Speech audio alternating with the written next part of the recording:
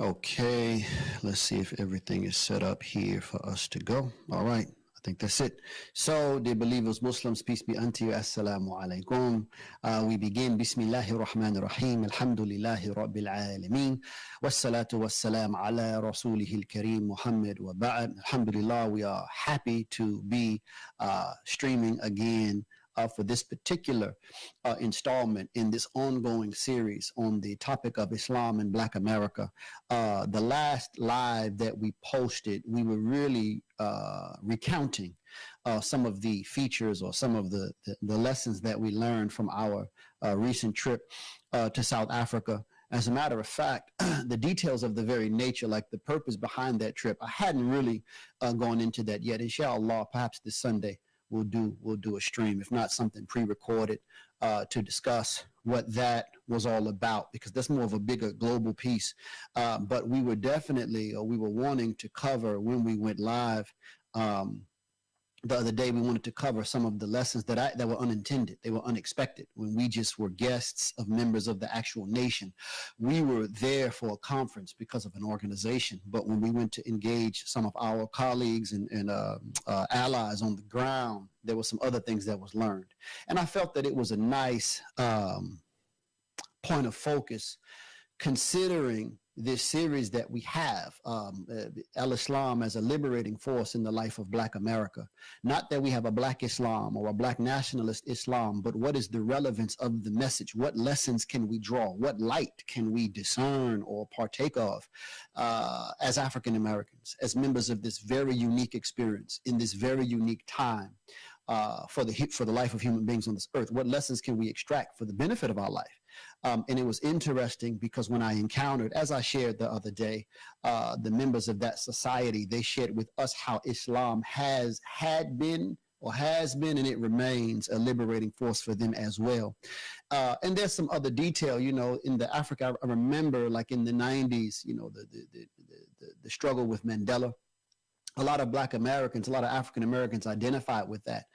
Even our late leader, Imam W.D. Muhammad, he was invited to I believe it was the inauguration of Nelson Mandela. He gave him a sizable donation, about $25,000 at that time, to support his work once he was freed after being in prison for all of those years. So our Muslim community, the African American Muslim community, we had direct connection with the late Mandela. And I would also say that the African American community in this quote unquote freedom struggle, we have also had a connection to the plight of the South African people. But it extends beyond that. Many of the great liberators and leaders, I don't know why I'm sweating. God, it's just hot where I am. Many of the great leaders, even right now, we're identifying with revolutionary movements on the African continent or liberation movements on the African continent, because after all, we, the descendants of Africans who were enslaved, we have a direct connection to other members of the diaspora, let alone the mother continent, which was affected by, it has still been damaged by colonialism. So there is something in our soul that identifies with the struggle of those people. And for the same reason, many of us identify with the plight of the people of Sudan. We are identifying in the plight of the people of Gaza and in other parts of the world, oppressed peoples around the world. I do caution us, however, I do believe that the anti-colonialist, the revolutionary orientation that many of our great leaders and thinkers have displayed historically and display until this day, I think a lot of it, it has its value. But as a Muslim, in coming into the knowledge of Al-Islam, I was sharing this with the class. I'll use this example. It's very easy to be on one side and look at the other side and say, well, this is my side, that's your side, and your side did this to my side, so in response, my side is going to do it to your side. That's on the horizontal plane. But the more we elevate along the vertical plane, in other words, the more we transcend, the more we graduate in perception and understanding, the more we see the world not so much as my side against your side. We see the earth as one home. This is one of the insights connected to our ask. Allah, guide us on the straight path. It is the path that takes us into the heavens. And when we go into the heavens, we see the earth as one living space. We don't see Africa as one space the North America as another space, Europe as another space, Australia as another space. No, all of those spaces are just parts of one enormous living space called Mother Earth. And all human beings are children of Mother Earth. And that is really the perception of our life on this planet that the Quran invites us to. As such, then, the Quran establishes the rules of logic and the rules of judgment that are just. It does not just take the side of the oppressor in the sense of the Pharaoh. And we've talked about this to some degree before. It doesn't just say the political oppressor or the economic oppressor is the only wrongdoer. It also shines light on the one who would think himself to be oppressed by powers outside of him. And the Quran also highlights how powers inside of him also serve to oppress his life. And this is just the beauty of the Quran. It gives us universal perception or universal focus or scope. And that is really what will bring about healing for any people, and let alone healing for the whole planet. Now, I'm going to continue where we left off with in this series prior to my discussion of the South African trip. That wasn't originally planned, but I felt inspired to do that. We did it, but I want to return, like sort of circle back. So if I was putting this in book form, inshallah, like I said, a lot of this is already being prepared in book form. I'm just presenting it, but this is already a material that I'm writing on. What I just expressed about South Africa a day or more ago, that will be in the appendix. It's extra. But sticking to the flow of the discussion that we've been having, we talked about the number one problem to address as a point of departure for the role of the buildup of Black America or the African American people as Muslims. Like, what is the message of al-Islam in general, and then how does that message address the needs of us as a people? And I took the position, and I have been articulating the position, that the point of departure is number one, identity, correct identity. But we have sort of as a foundation underneath that. Like, if that's the foundation, if that's the point of departure, then the foundation of that foundation, the basis for that point of departure, is the concept of Tawheed in Islam. We know that our Prophet sallallahu alaihi wasallam, he spent the first 13 years of his mission in Mecca, and really the whole of his mission and the whole of al-Islam has as its essence La ilaha illallah, the kalima. But I'm saying now that in that first part of his mission, there was a heavy open emphasis on that. So though later the law, the legal aspects of the religion, the ethical aspects of the religion become more and more pronounced and instituted, in all of them in their own way, like the 5 daily prayers, the fasting in the month of Ramadan, the zakat, etc. These are all expressions of La ilaha illallah at the social, political, economic level. But I'm speaking now just on the basis of worldview or belief in spirituality, like the very substance, not only of the nature of existence, but the very substance of my own being as a human creation. La ilaha illallah has to form the basis. In other words, we cannot have a proper concept of who we are until we have a proper understanding of the very cause behind our existence. And this is not to mean, again, that we understand God like an object of knowledge, but we understand Allah in regards to what he reveals of himself. This is what I mean, the concept of Tawheed, that God is one in his own self, in his actions, and in his attributes. He is unlike creation. He is absolutely unique. He is not in a place. He is not in time. He is not in need of anything for anything. He is all powerful, etc., etc.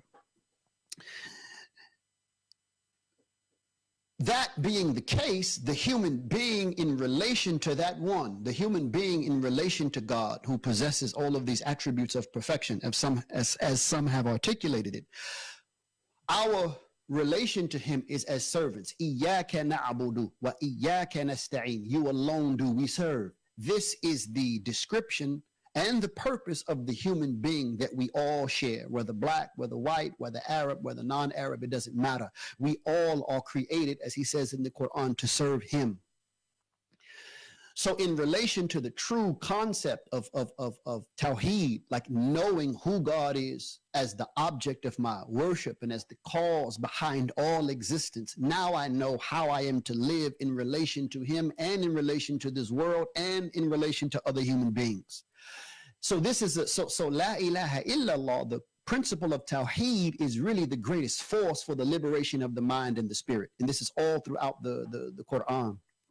Ibrahim alayhi salam, the one who discovers this notion that God is one in the manner that we're speaking of now, he is also seen in really all of these faith traditions that connect to him as a liberator, as the one who really opened up who possessed the key to open up the whole universe, everything in the heavens and the earth, and including man, and to bring all of us from darkness into light. So in relation to that, we transitioned into the discussion about how Jesus Christ, upon him be peace, and really, when I say upon him be peace, I'm talking about the prophet, the real prophet of God, but how the figure of Jesus Christ was presented to us as a people and to the world, but zeroing in on us as a people. And I was speaking of, or we were addressing, that the true identity of Christ is known by members of the church leadership. That's where we kind of left off with a week or more ago, because I have had personally enough interaction with leaders from the church tradition, and I have had enough access to just reading material in the Bible itself. And we looked at some of those verses and I shared some of those stories. We've had enough access to be able to clearly establish that in the higher reading of the figure Jesus Christ, they understand him not as a person of a particular color, a particular set of features that are European, just to put it that way. Or another way to put it is that they understand him in a much more insightful manner than the average way we were taught as the products of African American history. So what do I mean? My great grandmother had in her basement a picture of Jesus Christ suffering on the cross. I remember in my grandparents, that's my great grandmother, I remember in my grandparents' home, they had a picture of Jesus Christ at the Last Supper. And this was just a white man with 12 white disciples. The man suffering on the mural in my great grandmother's basement was just a white man suffering. So there's a difference then between Christ as the prophet embodying the potential and the excellence and the possibilities for man's life as God created man to live on this earth, and to illumine the possibility in the soul of the human being to receive illumination and as a consequence illuminate the whole world. There's a difference between that understanding and connected to that, the notion that Christ is, like they say in their tradition, Christ in you. There's a difference between that and how he was presented to us in a form of a racial figure. And we left off there, but today what I really want to focus on, I mean, we're already starting the discussion, obviously, but what I'm focusing on, you have to forgive me for wiping myself. I don't know, but my apartment is in the lower level, and it's actually cool outside today. I'm back on the East Coast, but goodness, it's muggy. But in any event, they say actually when you start to work out a lot, your body takes certain signals and it begins to sweat on its own. It's just accustomed to doing that. It says, oh, he's doing or she's doing X, Y, and Z. Let me produce sweat. I think that's what's happening right now because I was doing a little movement before, but it's having a bad effect. But anyway, today we want to look at something very simple, which is an issue that has been taken up by thinkers. Most notably, I would say it has been popularized. Remember, Malcolm El-Hajj Malik Shabazz, may God forgive him his sins and grant him paradise. For the majority of his time as a speaker to the public, he was a member of the Nation of Islam. And for the majority of his time, he was not really expounding upon his own independent ideas. These were ideas that were given to him or that were taught to him, imparted to him as a student of Elijah Muhammad. However, the history shows, and I don't think anyone disagrees, that he was the most effective, the most articulate, the best in terms of expressing this view that was then the teachings of the Nation of Islam. And we have recordings of him, building the case? Who taught you that your nose was ugly? Who taught you that your skin was this? Who taught you that your hair was that? So he is speaking to a condition that was upon the people who had accepted this idea of God as a white man, given to us in the image of Jesus Christ. The effect of that imagery given to us is pretty straightforward, at the same time unconscious, meaning it's straightforward in that it's right in our face. God is a white man, blonde head, blue eyes. But there is an unconscious messaging that goes along, or that went along, but it still goes along. And I'm going to speak about that in a moment. It goes along with that presentation. Because if God came in the world as a man, and the man is a white man with a straight nose, with blue eyes, with light skin, with straight long hair, then psychologically, they've actually studied this now. We used to make these arguments in the Nation of Islam. We used to make these arguments even in some of the black church tradition that was a bit more radical. But now psychologists have actually studied this, and they have come to the conclusion that this has a profound effect on the development of the psychology of a person, because human beings are impressionable by nature. If you give them images, if you give them, yes, I would just stay there. If you give them images, it impresses upon their mind what reality is. So if you give them a picture of God as a white, as a Caucasian, then the mind, not only does it accept that image, it also begins to learn by association. So, for example, if I'm attacked by a dog, especially when I'm young, chances are I will fear dogs, period. It doesn't have to be the same. So if I was attacked by a Rottweiler, it doesn't mean that every time I see a Rottweiler, that's the only instance when I will register fear or I will be taken back to that experience. No, because of that one experience, I will associate dogs with it. I will associate dogs with that experience, period. And there are many other instances like this that we can give. The mind learns by being impressed upon, and then it associates. So if God has these features, then we don't just associate divinity with the individual image on the picture, or posted on the church wall, or posted in my great-grandmother's home or my grandfather's home.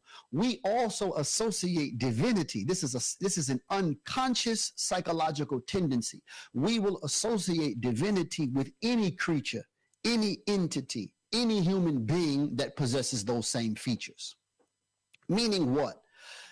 The presentation of God as a Caucasian man has impressed upon the mind of the African and the African American people that white people are divine. Now, no one walks around and says that, like, hey, Mr. White Man, you're divine. No one does that. Again, it's subconscious. It's in the deep recesses of the psyche. But as you and I know, and if you don't know, we should know, most of our behavior, from our biological or our physical responses to things in the environment, to just how we feel, how we think, our assumptions, our expectations, most of that is influenced at an unconscious or subconscious level. So this is important. This is very important to know. And the ramifications of that, it's not just the issue that I, in my mind, associate whiteness with divinity. Everything pertaining to whiteness now becomes divine in and of itself. So the type of nose, the type of hair, skin color, the type of hair texture, the type of lips, the type of eyes become divine, and as a consequence or by extension become beautiful, become acceptable, or become ideal, or the standard. And that also implies then, again, as a consequence, that the color, the hair texture, the lip structure, whatever the case may be, that is opposite of those features is the opposite of ideal. It is the opposite of the standard. This is a fact. Now, this has really regressed our sense of identity, our sense of self, our sense of value. A good example of this We don't do it anymore, though it did remain in Black America for a long time. And what I have on my mind, even before giving the example, is the case study of black hair. There used to be black men used to conk their hair to make it straight. And if you all remember, I just spoken on Malcolm, on the movie Malcolm X, Spike Lee's Malcolm X, that first scene when he gets his first conk, when he looks in the mirror, he says, looks white, don't it? Like that was the standard. I want to look white. Now, black men on the whole have gotten out of that to some degree, but it still remained. Like if you think about the finger wave or the Jerry curl, that's still whitish, an attempt to be whitish, for want of a better term. But we can really see it is perhaps it is most pronounced in the hair, the culture of black hair that is carried by our women more than any other group. Our women are the only women on the whole who have historically and today still alter their natural hair texture to look like another race. We know that their natural hair movements, we know that, and we're proud of that. We're actually excited. We're happy to see that. We're happy to see a surge in the opposite direction. But historically, like I even remember, like my grandfather, for example, he couldn't stand, like Whoopi Goldberg's hair. Like she was one of the few wearing locks back in the day. And those of us who grew up with men from the old school, they did not like what we call today the natural look. They liked a woman with her hair pressed and permed. We know the history in Black America, even of the beauty standard, like a woman who was mixed or fairer skin or light skin, or if you call them yellow bones or red bones, they were like the standard. And I remember in my upbringing, I'm not that old, even in high school, like, we would go crazy over a light-skinned girl with long permed hair. That was the standard. Even and I'm not going to say, that this is the case, but even coming up and you see groups like Destiny's Child, where the main singer is the light-skinned girl with the long hair, the runner-up is sort of like the brown girl, and everybody else is in the background. That is a staple in Black culture. And and I'm not going to dwell too much into it today. We'll talk about this more later, but it stands to theorize that this sort of sense of white superiority, Black inferiority, even in our own forms of cultural expression that develop, these things are reinforced in a way that it just goes above our head. Even when you watch a show as historically significant as like the Cosby Show, if you look at the two daughters, like the older two daughters are light skinned, long hair. The younger daughters are dark and brown. You have this for some reason. It's persistent. It's present. But in any event, so this is something that we, from our history, deal with. And I can really just sum it up very quickly. Many in Black America have an internalized sense of inferiority. And it is based upon an image, a false image of divinity. A false image of divinity has given us an internalized sense of inferiority, not only by way of our physical look, but we associate, like it is also a fact of psychology, like when we see someone that is pretty. Things are changing now because information is more available, but historically, and it still tends to be a tendency that like we see someone that's handsome or someone that's pretty, we associate positive traits and positive qualities with that person, until we meet them and find out that perhaps the opposite is true. But there's just a natural tendency because our mind learns by association. So they are physically beautiful. They must have beautiful qualities and traits and characteristics. No less is true when it comes to us historically. If we associated whiteness with divinity and the features of whiteness with beauty, then we also attached other qualities like intelligence, like morality, goodness overall with the fact of being white. And again, this is operating more so at a subconscious level than in any other thing. This is not to mention what we've mentioned before, and we'll go into more detail later, inshallah, in other recordings, how the culture itself was ordered in such a way to reinforce a sense of inferiority. So I have met Blacks today who are still shocked that Africa is not all jungle and huts. I've actually, like literally like a week ago, like for real, they got a skyscraper, because that's the imagery historically that has been projected in this part of the world. And it reinforces the false concept that was given to us in religion. So we have an internalized sense of inferiority. But here's the problem. And this is what I meant earlier about the revolutionary, free-thinking orientation in Black America that wants to challenge the colonialist power structures, et cetera, et cetera.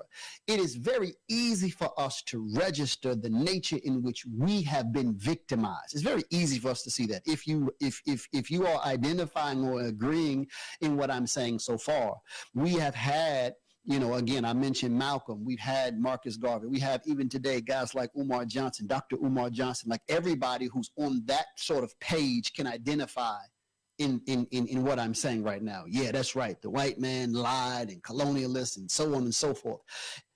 But it is very difficult for many of us to also see whites as victims of the same scheme. That's where a lot of us say, well, wait a minute, hold up. They're the enemy, we're the victim. And from the Islamic perspective, when we elevate, when we transcend and look down on the scene from a universal perspective, we have to say that just as blacks were victims of this false racial superiority inspired by the false messaging in religion, the false idea or notion of who God is. And remember, I'm still really speaking on that verse, who is more unjust than he who lies against God, mentioned in the Quran. It's very easy for us to see ourselves as victims of that. But we also, if we're real, we have to say that those whites who also received that message, internalized that message, and went in the opposite direction, they are also victims of whoever put that message and that image together. We would be fools if we think that the average European coming out of Europe, these people were uneducated. These people were uncultured. These people had many problems like other human groups or all human groups. The average one of them did not have enough insight and foresight to put these kinds of ideas and images together to present them to the world. Meaning what? Someone that we can't really even put our thumb on, our finger on. We can just say some influence introduced Jesus Christ in the way that we are addressing right now. And when that particular presentation of him was given to the world, it had an effect on the mind of the white man as well. He also, just as we would internalize inferiority, he would internalize superiority. He would internalize his association with divinity. He would come into, not all of them, but many of them, and perhaps the majority, depending upon what time frame we're looking at, he would come into what was expressed by some of the black psychologists, maybe in the 80s and 90s, a God complex. He associated himself with divinity. He sees himself in the image of God, and therefore he becomes convinced that he is superior and that he has proximity, closeness to divinity. And as a consequence, he also has the possession of traits and qualities, just like you would associate, I repeat, something beautiful, visually beautiful, with beautiful qualities and traits internally. So if you see a beautiful person, you think they're smart and they're intelligent and they're nice, all of that. He becomes convinced that he possesses all of those qualities too, whether it is true or not. So this image is a mythological device. It's a device that puts us in non-reality, and that it suspends us. It keeps us suspended or locked in the context of falsehood. It keeps the black man in a certain type of falsehood, and it keeps the white man in a certain type of falsehood. And the one who really benefits from both falsehoods is the one who is behind or perpetuates or allows the perpetuation of that image to persist. Now, to be fair, we don't see that image as much in the world anymore. I have seen it in some black churches, but you don't see it anymore. Like, you get these church leaders like Joel Osteen. You have the T.D. Jakes. I'm speaking of them particularly, but I'm also using them as types. That brand or that strand or that influence in the church movement in America, they've really done away with the images. And there's a lot that the African-American Muslims did to bring that about, because it was our movement, CRAE, the Committee for the Removal of all images that portray the divine. I think I'm saying it correctly. That was an actual effort, one of the early efforts of Imam Muhammad, where we actually, city by city, went from church to church, telling them that this is savagery that you have. I'm summing up the message. And the Crade movement was inspired by the verse in the Quran. What they translate, they tend to speak of it as a common word. O people of the book, come to a common word between us and you.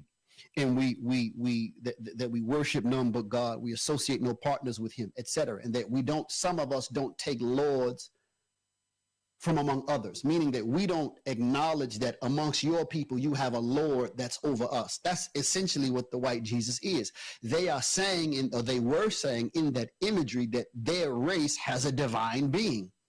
And we, the members of another race, another look, another set of features, we are to be under that image. We take that image as Lord. And God is saying in the Quran that this is not the balanced way. This is oppression of the human soul. But I'm repeating and I'm making plain right now, it's not just oppression on the soul of the one who is opposite the image. It is also a form of oppression for the one who is in that image, because it is just like it is putting us in a false reality of superiority. It is also putting him in a false reality.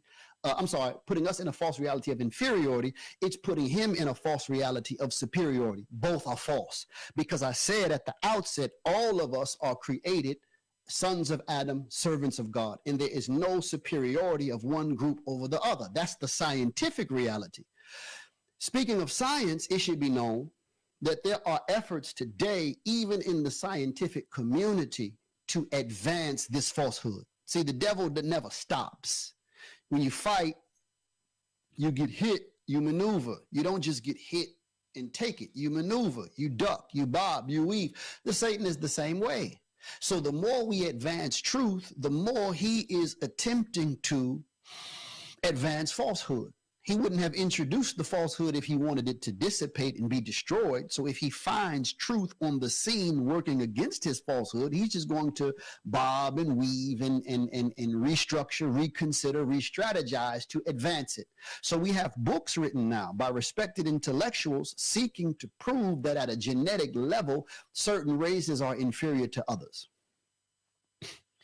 And all they're doing is they're serving as instruments of the devil himself. Okay? And we'll talk more about that later, inshallah. Because the biggest problem now, the biggest result is not just the fact that we internalize inferiority, that's false, and superiority, that's false. And there's a lot of detail. I use the example of our women who perm their hair. And I also indirectly, and I'll say it sort of directly now, even the men among us who don't even like our women unless they perm their hair. See, all of this is self-hatred. If we internalize this self-hatred, if we internalize this sense of our being ugly, less than, of no value, of little esteem. See, a person with a poor self-concept, a poor self of identity, also has low esteem. They esteem themselves. They regard themselves as low. And we are what we think. So if we think ourselves to be lower than, less than, of lesser value, then we will again subconsciously, if not consciously, behave as if we have no value. We've already accepted defeat. We've already come into the expectation that we should be at a lower level than others. As a matter of fact, an argument can be made that in Black America, we celebrate our lowness. And that has been sold to us as a strategy. For example, it's very easy for us to say, oh, this is, so if I have a real estate company, this is the #1 Black real estate company. If I have a magazine, well, this is the #1 Black magazine. But no other race does that. In other words, it's almost said, well, it's almost assumed, well, you know you can't compete with the big boys. You know you can't compete with the whites, so you're in a separate category. You're just in the category of the blacks, and your performance is to be rated against other blacks. We have this even in our masjids, the #1 Black masjid, the #1 Black church. No, the biggest Black church, the biggest Black high school, the biggest Black whatever, whatever. Grocery store. No, if we're going to do a particular work, if we're going to engage in anything, we should just be the best because we're human. And because we have the same human content, the same human potential, and we were created for the same purpose as all other humans, we want to compete with the best and brightest all across the planet Earth. So there is a ceiling, there is a sort of a limit already implanted in the psyche of so many of us. And this is true of our leaders. This is not just true of the average common person walking down the street. This is the orientation of those who would be leaders. But let's move on. Again, all of these things, I'm highlighting points. We're going to come back to more of it in detail as we go on, inshallah. And I like to keep these short. When I write it out, I say, well, it's a lot we're going to cover, but sometimes they end up being short. I want to circle this, or I end up wanting to keep it short. I want to circle this to a main point. Not only does the false idea of God, and again, I've only hinted upon some of the effects.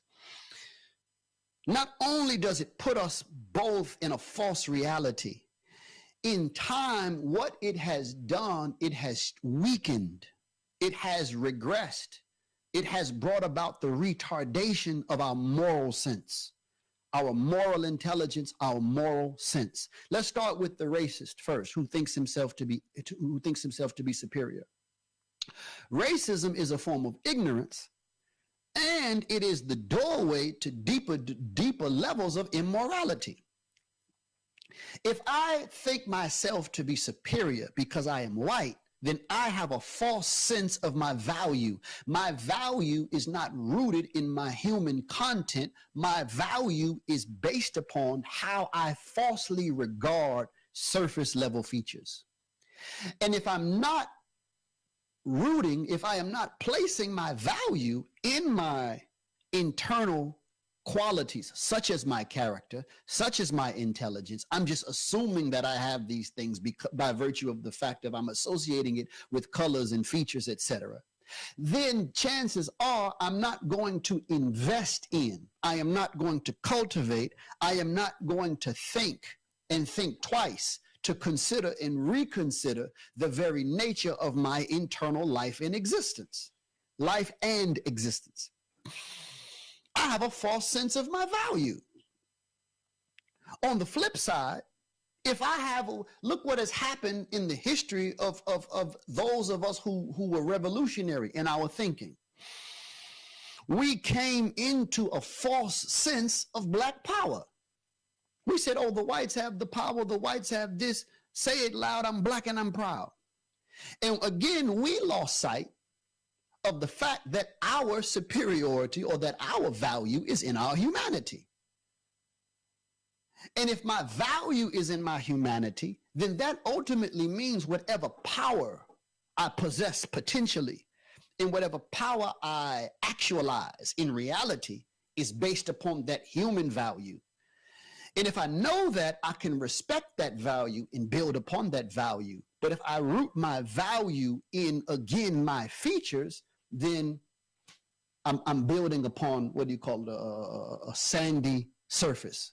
Like Allah says in the Quran, the one they built the house on the brink of sand, on a not solid ground, but sand itself that's crumbling and about to fall.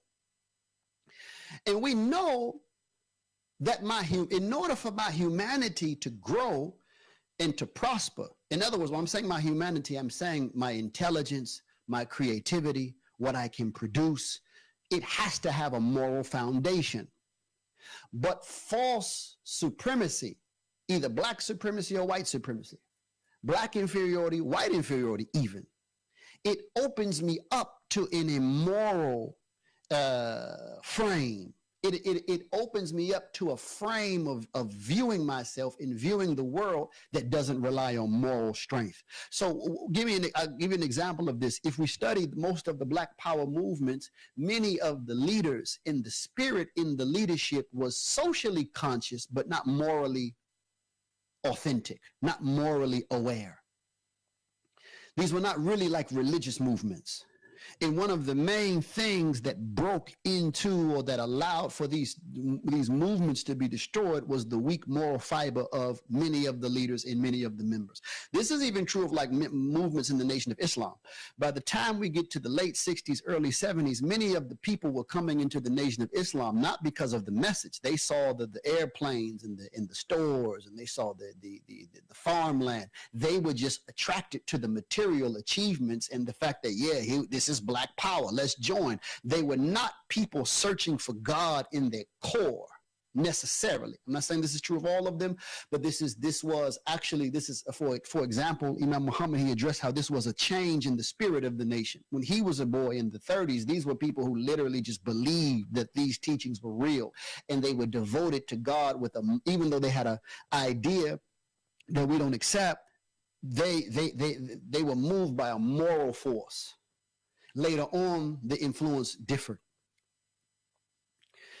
So I repeat what I said. My humanity has to have a moral foundation and a moral frame in which to express itself, in which to live. And if we don't have the moral frame, we will be subject to immorality, to put it very simply. False supremacy opens me up to an immoral life, and it opens me up to once I open up to immorality and an immoral life, everything about me has the possibility to break down. So let me give some more examples. Look how immoral the white supremacist has been. The white supremacist is convinced of his superiority off of a false idea, and that same false superiority makes him ugly in terms of his moral character. So he doesn't feel bad when he destroys a life, when he takes a life, when he denies the rights of another person, when he denies the human value and mistreats another member of humanity that's not of his race. So his false sense of superiority has clearly degraded him morally. And because he has that, he is a diseased person. If he has it, he possesses it, he lives upon it, and he's never healed from it. And the same is true in the opposite direction. And I'm hoping that this is clear, because the point that I want to make is that we have to understand in the garden, we're given the story in the garden of how Adam entered into the scene and he influenced how Satan entered into the scene and he influenced Adam's perception of what God revealed. This is to tell us that Satan's way is to change or to alter God's communication to his human creation. And once we accept Satan's communication above what God communicates, that is what brings about our deviance. That's what brings about our fall, proverbially speaking. So the false superiority of one race, the false inferiority of another, the suspending these two in a false reality that opens them up to moral corruption and ignorance, both of these weaknesses are fed by Satan. Both of them are fed by Satan. Meaning then that the victims, if they're not given a situation to be liberated, the victims of this false God thing, they are, of course, it's easy for us to see that they're the victims of Satan. But it's also, we have to understand that the one who thinks himself superior or supreme, he is also an instrument of Satan to keep the servants, the creation of man. Man was created to serve God. He is working to keep the created servants or the true servants of God away from the destiny that Allah created us all for. So when we look at our world today, there's a lot of detail here. And what we want to do as we go forward, we're going from generals to specifics. So we go more and more into the details of these things as we go on. We can look in America today and see that, there is a fear on the part of some in the media, on social media and legacy media, that white supremacists are on the rise. And they are seeing our current president, President Trump, as a problem, because not only do many see him as a racist, he is seen as a supporter of racists and racist agendas and racist ideas, etc. And we can see, like, one of the big things that was in the news or just on social media as well prior to him winning this second term was the 2025 Project 2025. And when you read it, when we hear about it, it is seen as a far right meaning a far conservative, white, Christian, nationalist agenda.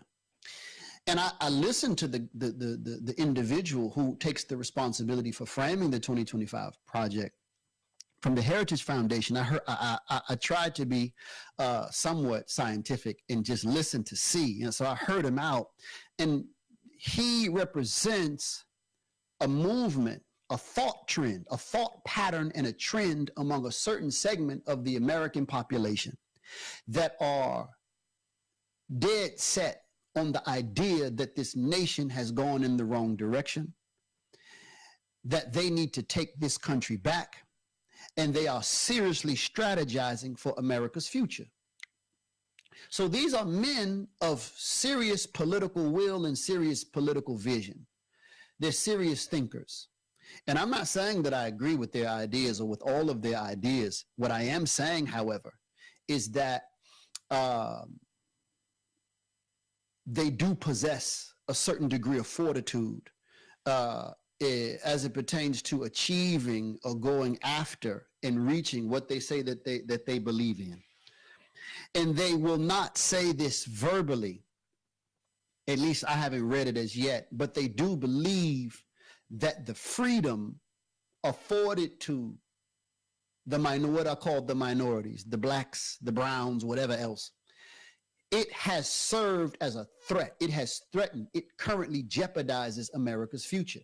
See, they see a part of this view is that the moral fabric of the United States of America is corroding, in the chief influence, one of the dominant influences behind the moral corrosion of America is the proliferation of black culture. Some say black and brown culture, but I think we all know what we mean. And they take the position, I'm not speaking of just the 2025 project, I'm speaking of this particular orientation now. I'll just use that as an example. They take the position, they have a critique of the African American people. Their critique is, you haven't done anything with your freedom. You claimed you wanted freedom, you marched for freedom, your best leader stood upon a moral foundation, and you were given your freedom. And for the past 50, 60 years with your freedom, you have done less in that period of time than you were able to do when you were under the foot of the white supremacists. As a consequence, you don't deserve your freedom. You don't deserve recognition. You don't deserve to be at the table of men to plan or to chart a course for the future of this nation. This is the position that they take. And on our side, when I say our, I'm speaking just as a member of the African American community. On the African American community side, most of us, like I saw this debate that was happening with this sister and these conservatives.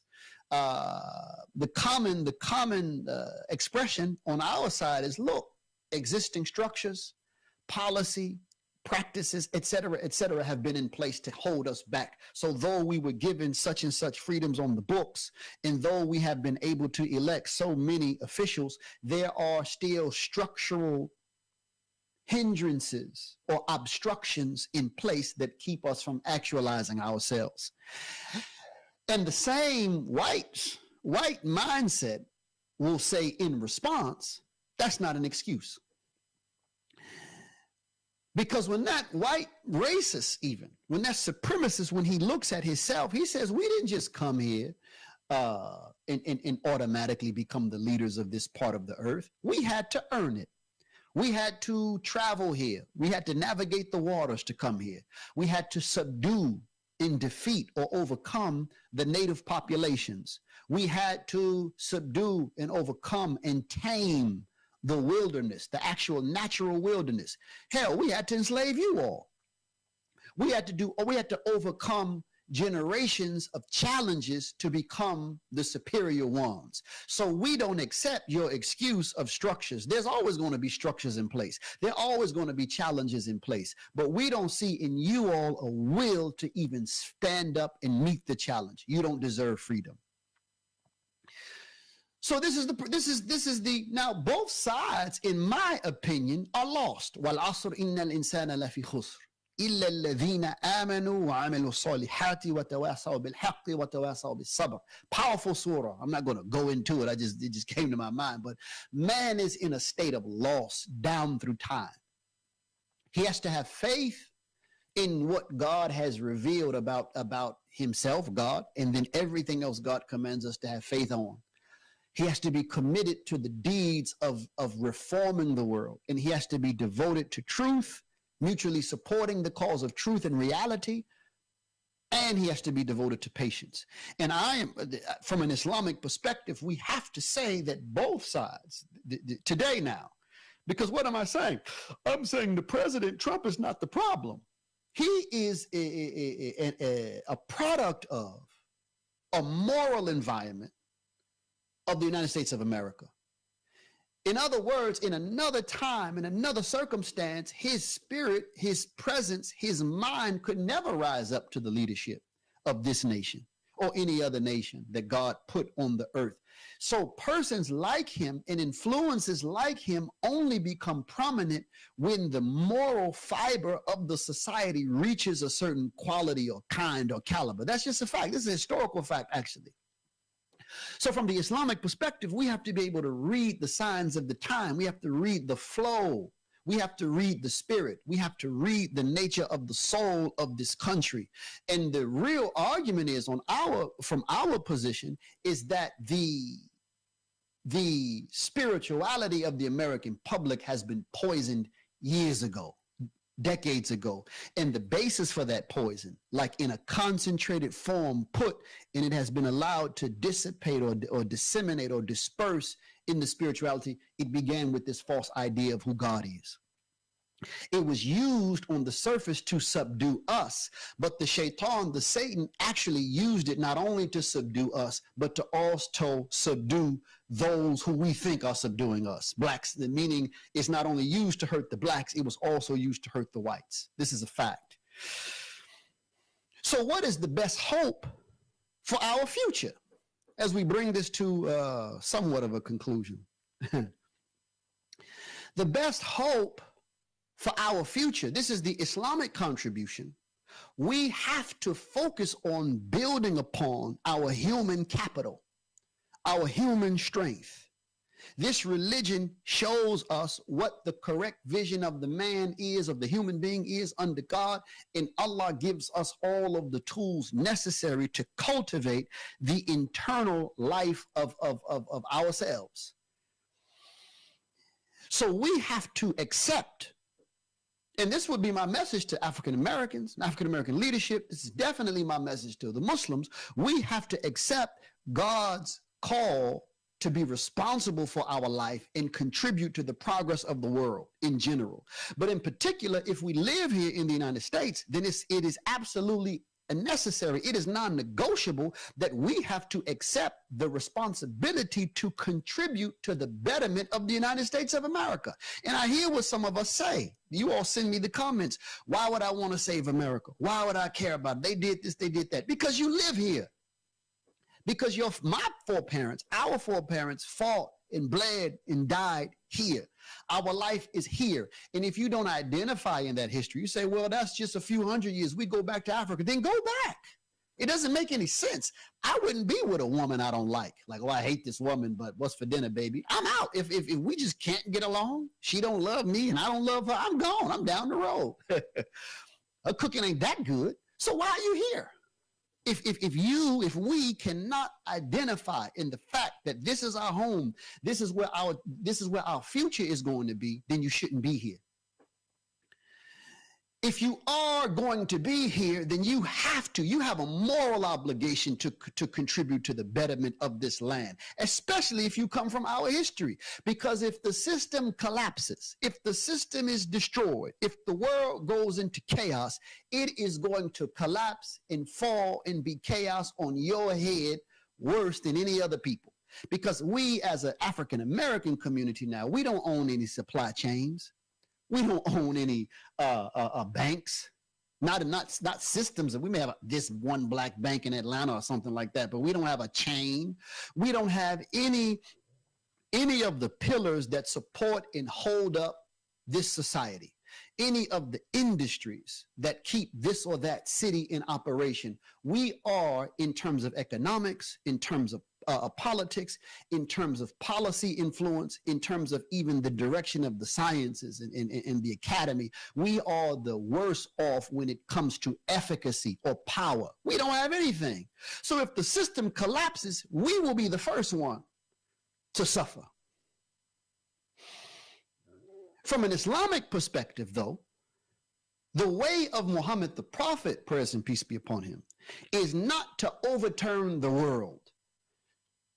The way of Muhammad the Prophet, praise and peace be upon him, is to overturn corruption, to overturn or to destroy debauchery, wickedness. But the Muslims, when they came into power on the Arabian Peninsula, under his leadership, sallallahu alaihi wasallam, and when they came into leadership on the world stage, they did not simply do away with everything.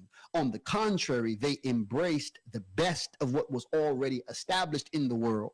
I'm talking about political systems, economic systems, etc., the sciences. They got rid of that which was un-Islamic or corrupt. In other words, the general systems that were working and that were in place. So the system of the tribes, they were in place. They just didn't say, my tribe, I'm superior to you because my forefathers are better than yours. They kept their tribal identity. They didn't allow for their tribal identity to make them believe that they were superior. That's what was done away with. So the way that the tribes operated, the way that what we would call politically, the way that they operated economically, the trade routes, the systems, they just couldn't do business. You couldn't sell faulty products or merchandise, etc. So there was an ethical principle added to the economic life. But in general, the system stayed the same. And I repeat, this happened with the Muslims as they spread out. This is why when we go to the Ottomans, when we go to the Moroccans, when we go to the West Africans and Sub-Saharan Africa, when we go to the Chinese, they all have their traditional ways still intact. They has just become, for want of a better term, Islamized.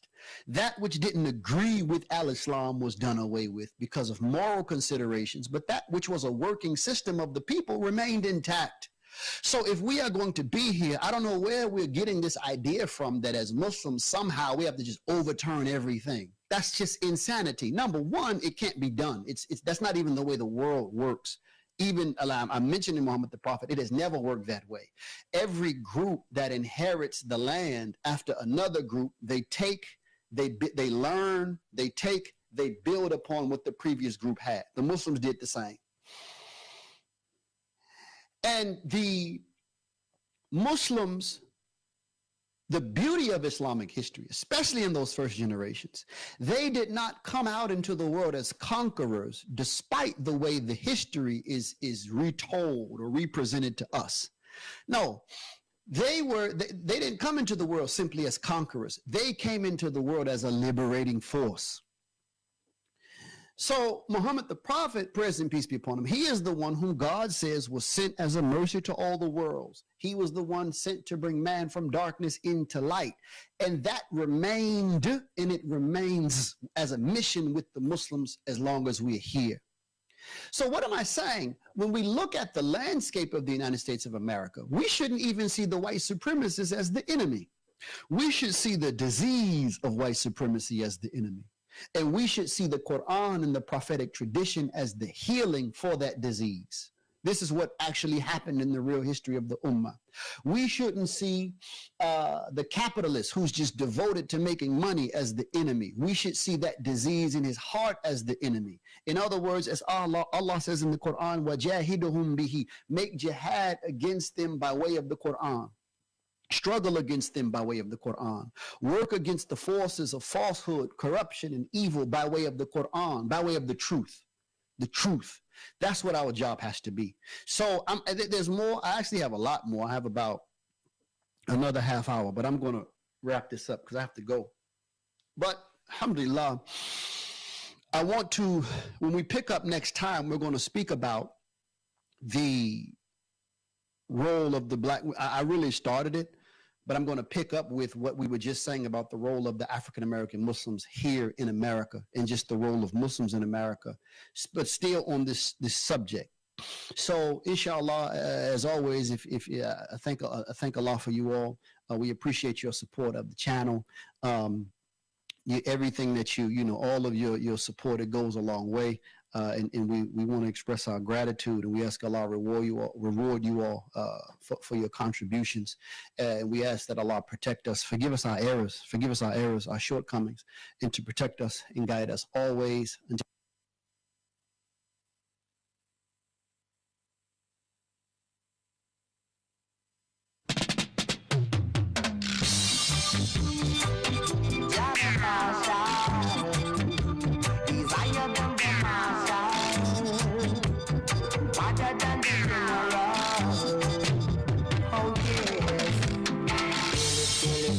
Ethiopians, careless Ethiopians, careless Ethiopians shall go.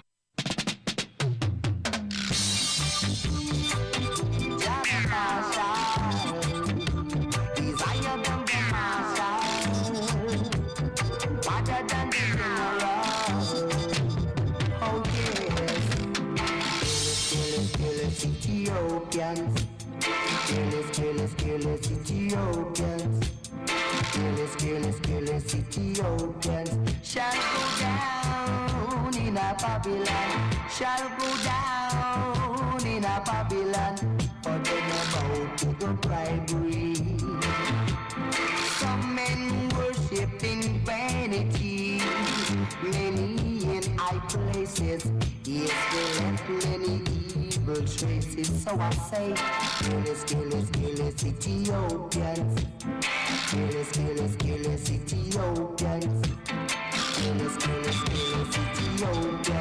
shall go down in a Babylon, shall go down in a Babylon. All those presumptuous sins, you never wanna let ya in. And now the time has come when your soul shall be tried by the fire. Fire I go burn them. Yes, fire I go burn them. Fire I go burn them. Fire I go burn them. For them a careless Ethiopians, Jana Pasha is higher than the marshal, higher than the general. Ethiopians, I'm calling you now. Won't you look to Jah now, and he will guide you. Yes, Jah will save you. Oh well, all those presumptuous sins, you never wanna let Jah in. And now the time is come when your soul shall be tried by the fire. I say, burn them. The fire I go burn them. For them are careless Ethiopians. Yes, them are careless Ethiopians. Oh well, careless Ethiopians. Careless Ethiopians. Careless Ethiopians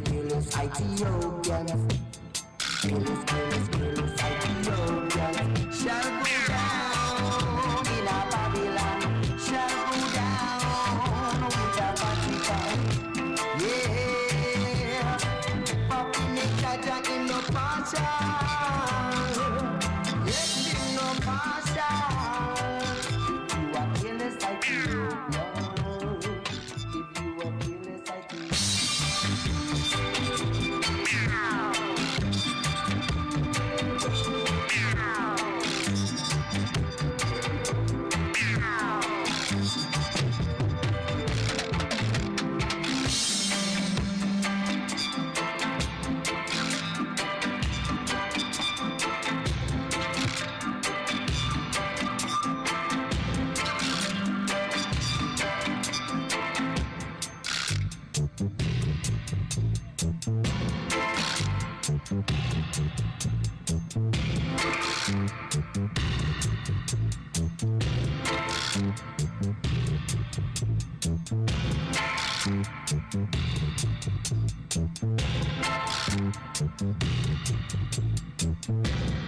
These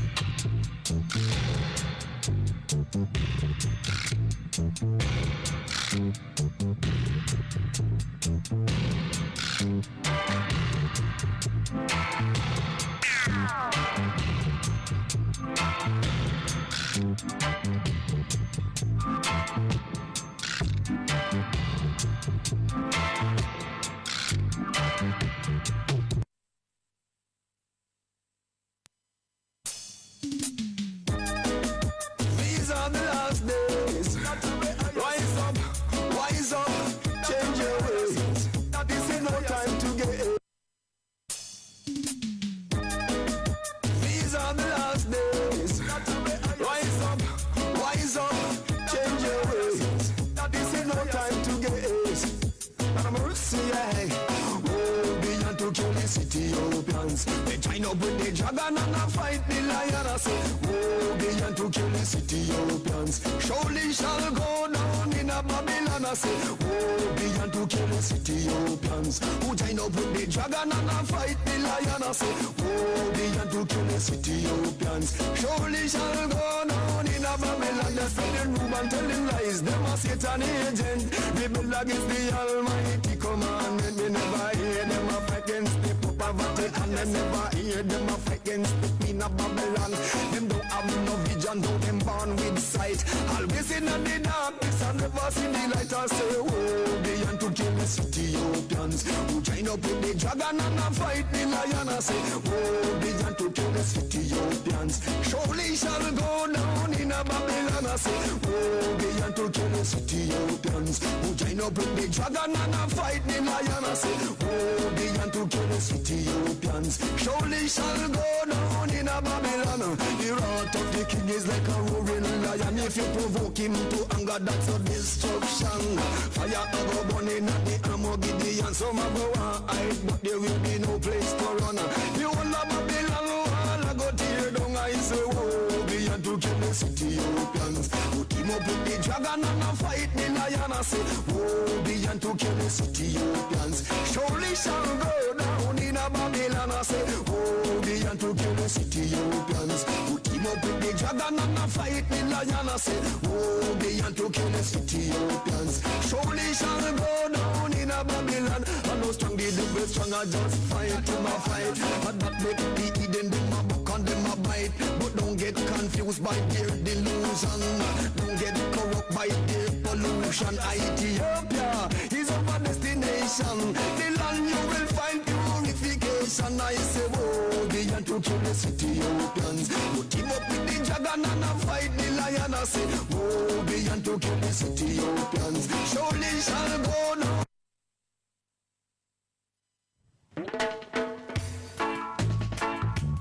Passy, are you ready? Passy, are you ready? I want to know now. Mighty more. Watch all the girls and my dance band them too. We'll flash it in the east and we'll flash it in the west. Don't you know reggae music are the best? I say, just tell me, are you ready? Jamaica passe. Just tell me, are you ready? Yeah. Flash and my style, myself a flash and for we.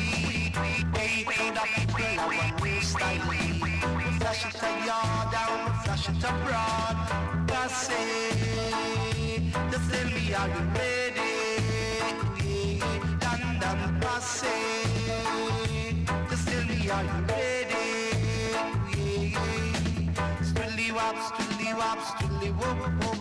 Strilly wop, strilly wop, strilly wop wop wop. Passe. Just tell me, are you ready? New York passe. Just tell me, are you ready? So whether champagne or even wine, with reggae music up front, and then you feel fine.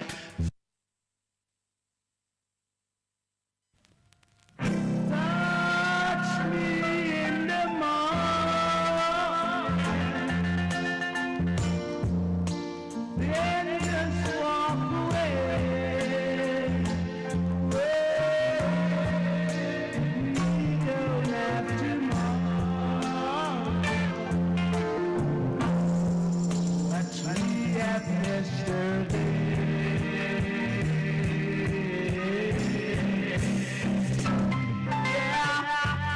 Wasn't it me who said that nothing good's gonna last forever?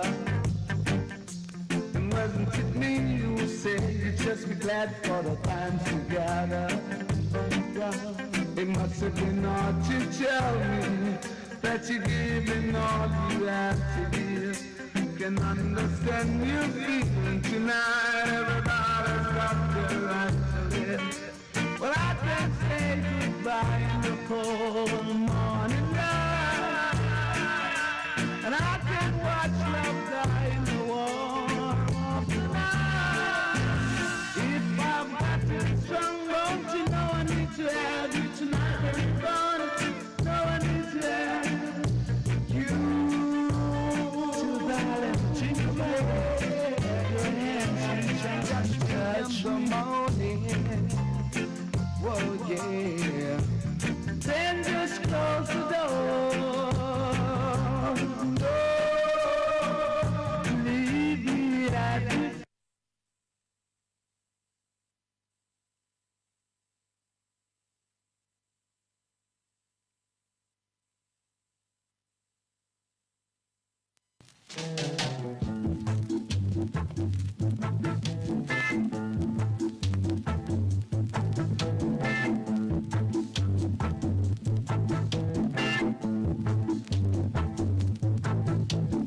Africans living all about us, let themselves be known. Black man, alright. Africans living all about us, let themselves be known. African, alright. Africans living all about us, let themselves be known as the right ones. Alright. Look at them.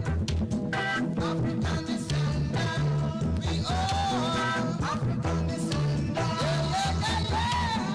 African descendant. Ooh. Africans living all about us, let themselves be known as black men. Alright. Africans living all about us, let themselves be known as the right ones. Alright. Africans living all about us, let themselves be known as African. Oh yeah. Look at them. Yeah, yes. We are African descendants. We go. African descendants. Yeah, yeah, yeah.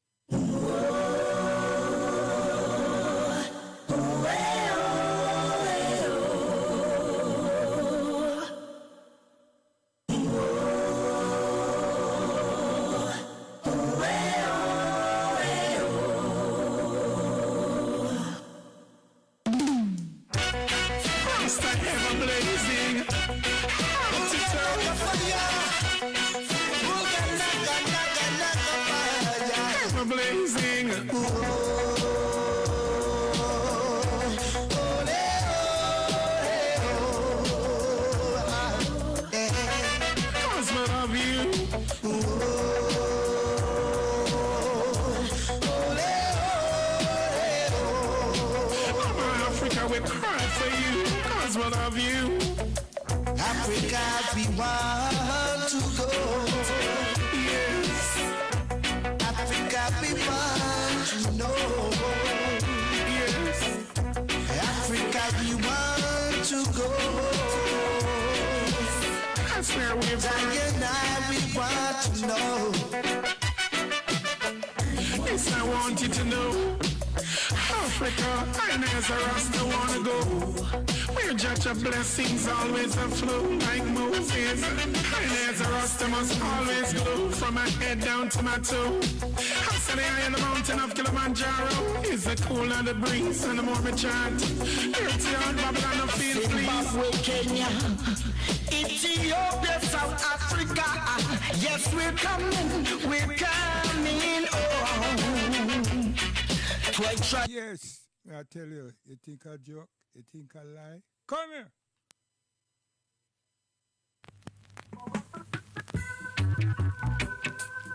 Yes, ladies, we're still there with you.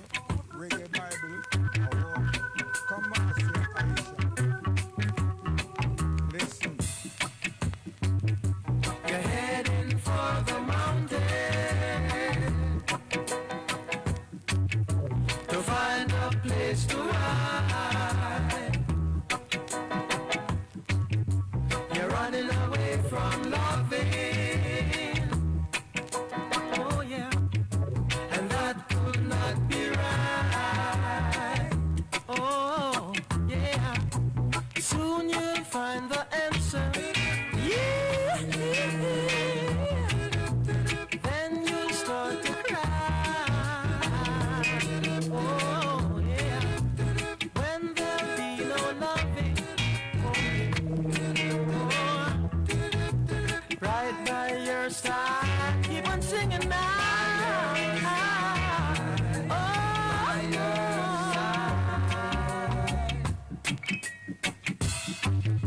You'll find a new religion.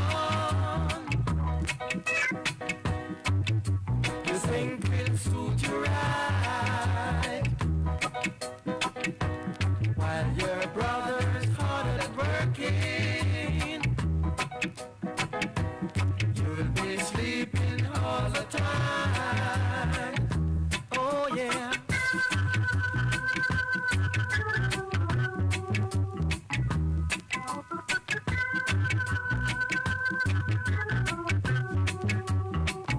Yeah, thinking it's fine. Oh, wasting your time. Oh, hating your brother. Don't you know you left behind? You left behind. Easy. Yes, Marcia, you know, say I love you bad. Come here. Come.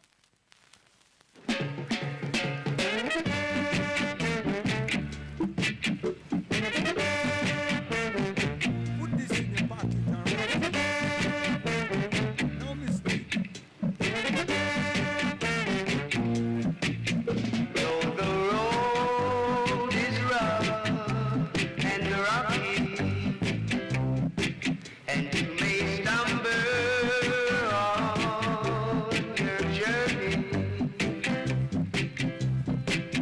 don't you ever give up the fight. Never, Aisha, never give up the fight. You understand? I will not mean no physical fight. Never give up. You understand? Always remember, God is there with you, and the family there with you, and the continent ready for you and will receive you anytime. Allah. Remember that, Pan-African. So we are say, Pan-African. I hear people them that say they're Pan-African will fall short explaining to these people them that want to nasty and say things, derogative things about Pan-Africanism.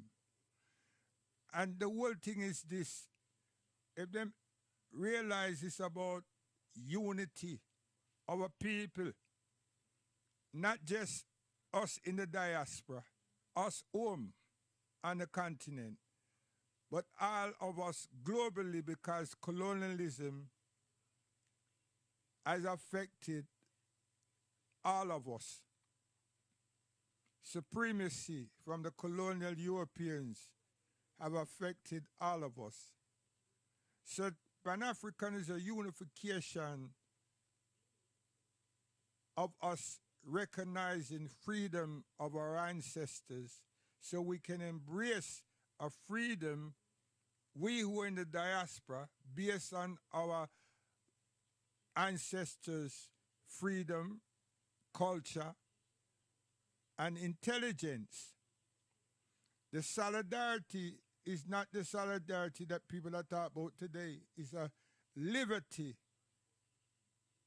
that's within us, and we influence one another within our cultured understanding coming from home. We respect, and the objective is to build and develop our homeland. But before we can do that, or whilst we are attempting to do that, we needed and still need independence. So Pan-Africanism brought about all our minds to be able to bring up independence to ourselves on the continent. Did you not know that? Why you people say you're Pan-African not promote the thing properly? You understand? Explain, not even promote, explain it properly. We're not a Black Panther or Nation of Islam or any kind of separatist movement. What is wrong with you people? You understand? So the first and most successful person or country was our father Nkrumah. But His Imperial Majesty, the Ethiopians, they were free, but they were invaded, and a lot of hostility took place in relation to Ethiopia, to Abyssinia. You understand? If you didn't know. The British pretend to be ally, whilst Italy were dropping chemicals and everything on us, and bombs and everything. Mustard gas was released on Abyssinia, Ethiopia. The League of Nations disrespected His Imperial Majesty the First, all of the nations. Did you all know this? Anyway, Nkrumah and his colleagues worked very hard intellectually to gain independence from the British. And it only went to a level because they didn't allow us or awarded us sovereignty. Know that part. That's why they do as they do. And the systems that you see running in terms of the legal apparatus and everything, it is theirs. And the banking, it is theirs. Huh? So Pan-Africanism is to draw ourselves, our intellectual understandings and our human resource together as a people. Stop trying to create problems and listen to our enemies, helping you all or empowering you all to make us disjointed. You can do it because they have the resource, but you are ignorant, those of you who want to split us up and say you're not African, Africa this, African people this. Stop it. When you want to speak like that, get a mirror and please look at yourself properly. And then from me, if they did ethnic cleansing Because nothing would stop them from doing that. Where would you all go?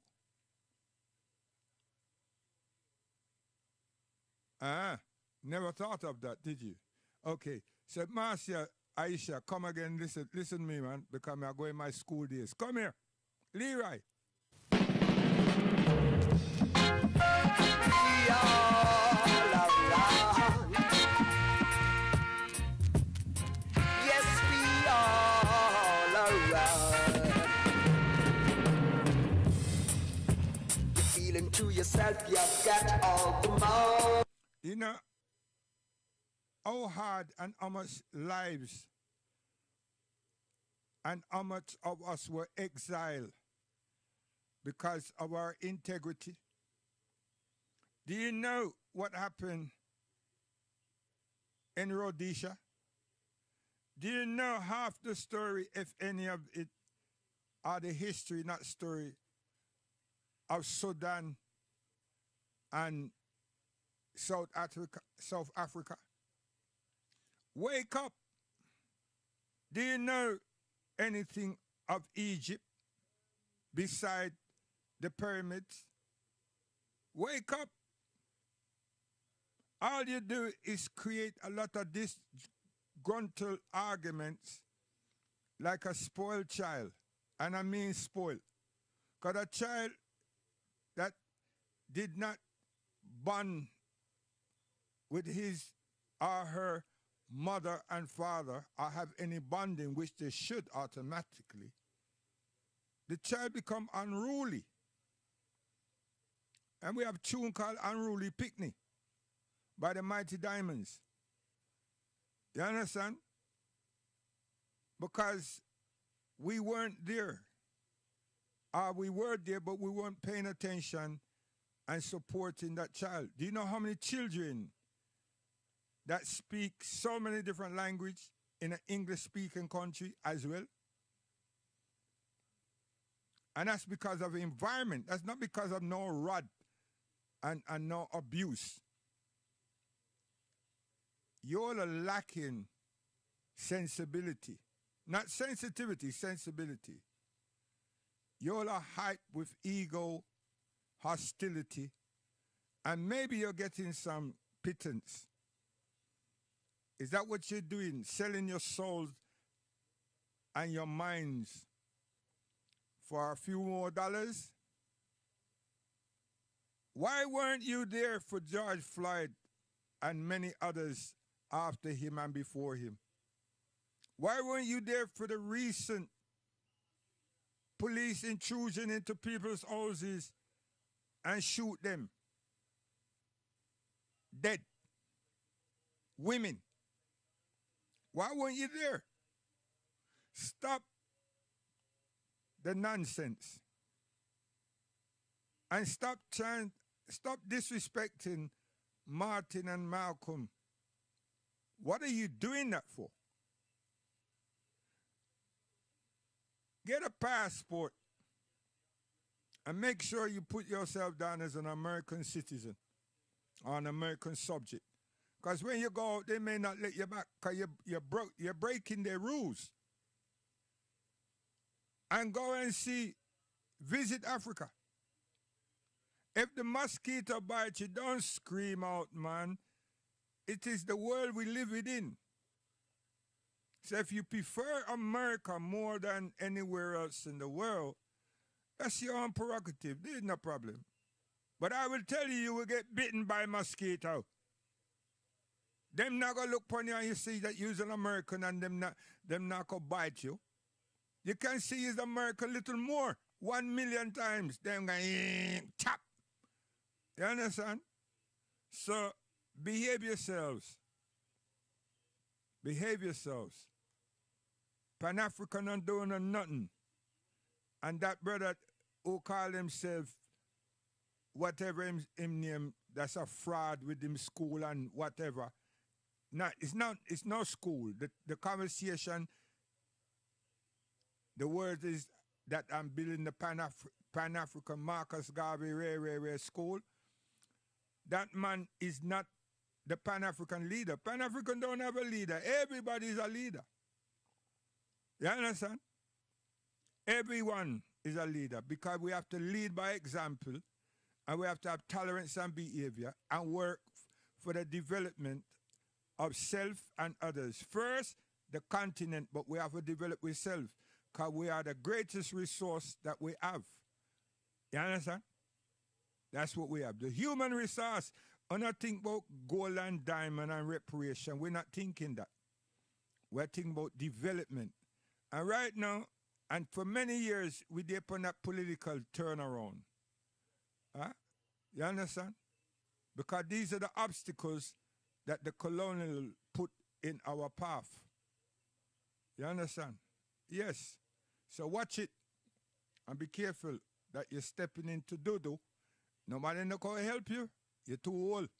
Nobody not got there for clean you. You're too old. So, if there were to be, what you call the thing, which country, where would you go? Ethnic cleansing, where would you go? Eh? Where would you go? Think about it. And take a mirror and look at yourself. And don't talk rubbish. Just look at yourself. And let your soul speak to you. Because if you talk, you're going to break the mirror. Not because you're ugly or anything, because what you'll be saying is ignorance. You understand? Trust me. Trust yourself. Cleansing. Racial cleansing. Where would you go? The people them that you think that you're part of calling yourself an American. They were Puritans from England, Wales, and Scotland, the British Isles, that were persecuted. And them couldn't stomach it, they couldn't, and them start voyaging, because at them times there, piracy and all kind of thing was going on. And I don't know who shipped them hijack, but them got on the seas and then went out looking, searching. And you don't read about them. You're talking about Columbus all the time. That shows me how illiterate you all are. How come you miss the very people that come, capture the land, kill, maim, quarantine the people them that was there, and then to top it all off, they're going to Africa, follow the Portuguese, going to Africa and kidnap me and you and bring we back and put us to work. It wasn't the Industrial Revolution, you know. It was the human revolution, the human industry. Not revolution, the human industry that they created. They knew what they want and they got it out of us. And even what they didn't want, they got out of us. It was called slavery. If you didn't know. The most barbaric, brutal that they say, we never say. And we would not tell you that we didn't have slaves. Everybody had slaves for some reason and because of X, Z, and Y. But you tend to not remember, understand that. You don't look at that. And there are ships around Europe and in the United States and in Canada that would bear witness. Why do you all say there's no ships? There's so much wreckages all across the American basin. Why do you all dismiss that? Is it because you can't read? Or you don't try to read? Or you like to hear things? Or you're doing it just for the sake of money? Stop the ignorance. Seriously. Look where we are. We have smart machines called tabulators that become computers and now become laptops, this top, that top, and all kind of thing. And we have all kind of engines that them call them, that have all kind of information. And now we don't even know what is correct information because you have this thing called AI and CP, all kind of something. But did you know that an African was the one who created it? Did you know that? I mean, really and truly, the stuff that the program, the media that you're sitting on, running up your mouth and talking crap. Do you know there's an African, a Nigerian, an African man? And do you know that the most exclusive internet is called intranet for politicians, for governments? Do you know that? Do you know that? It's not our fault that you spend your time rapping and jumping and drugging. I'm going to give you the most ridiculous crap that you do, because that's why you think that we're inferior, because we don't follow you in your damn nonsense. We come to your country, we apply, then we pass your test to get into your universities. Is it our fault that we pass? Is it our fault that we go to Yale? I mean, come on, let's be sensible, please. And then you want to get into the pants of women and they don't want no man. Them just want to do the work, go to college, go to university, or they're working. Some of the men come for work to get some money to help the village and their family. Others come for academia. So what is your problem? What is your problem? Because you can't trip us up? And some of us come, as you know, and we get the scholarships. We go into your top colleges, and we come some great basketball players. Oh. You don't like? They tell you to dislike us because we don't go out with other than ourselves, right? I mean, what is the problem? When you fix that mirror, clean it and look at yourself, ask yourself, what is your problem? Because we at home don't have a problem with you. You seem to have a problem with yourself, not with us, but we don't like you spreading this disease. You're spreading some disease, and it's going to come back and hurt you. It will. Because it has no foundation, no validity. It is foolishness. It is foolishness. The smallest child would laugh at you, but they won't laugh at you like a clown. They will reveal some facts of life to you. As a human being. As a human being. Not as an American. Not as a FBA. None of that. As a human. That's what they want. They don't want us to do. That's what Pan-Africanism is about. We accept and we see our humanity. We accept it. What else can we do when we know that we're humans? Huh? And we cherish ourselves. Do you understand?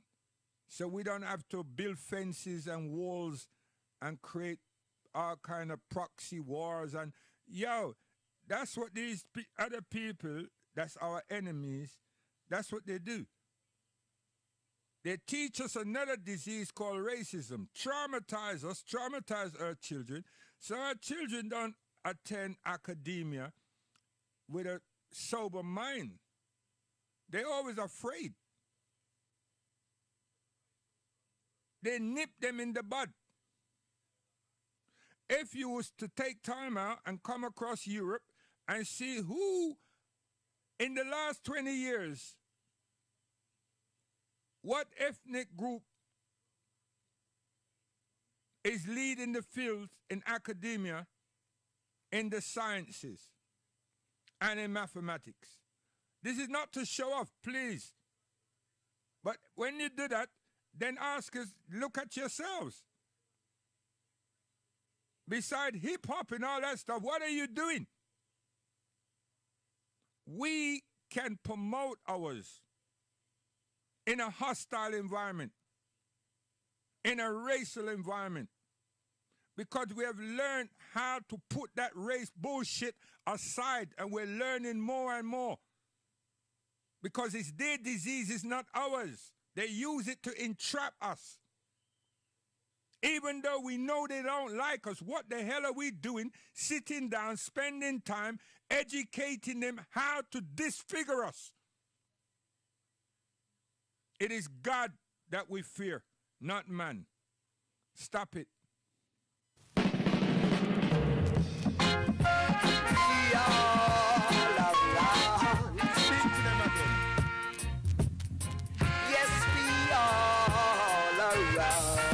This tune here?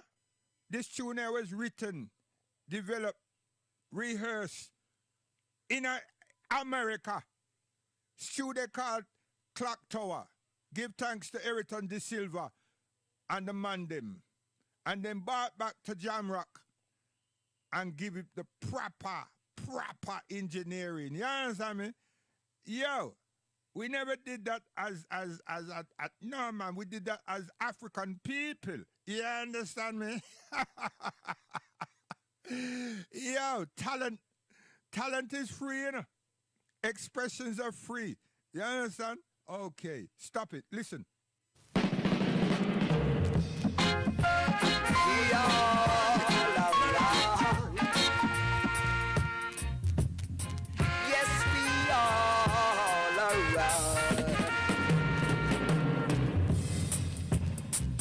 To yourself, you've got all the money. That's why you won't come tell me you are better than me. Oh my word.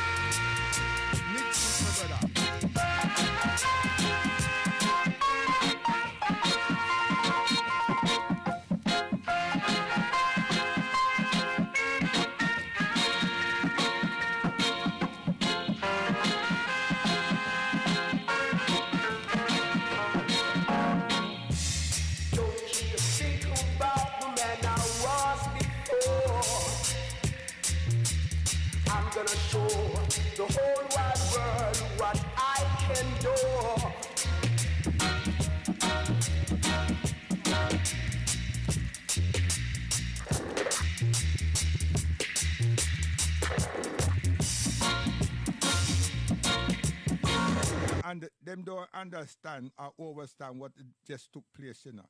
So you know, you think say we come? We there, man. Come here. Listen good. Listen lyrics. Oh, yeah. Are the reggae Bible, you know. Oh. Wake up your grandmother and your grandpa and say, yo, Jamaica talk to it. Yeah? Florida talk to it. The Maroons and the Tainos, them a talk to it. Come, Granny. Come, Grandpa. A message me I send you. Oh, yeah. Listen, proper English. Oh, yeah. Sing, my brother.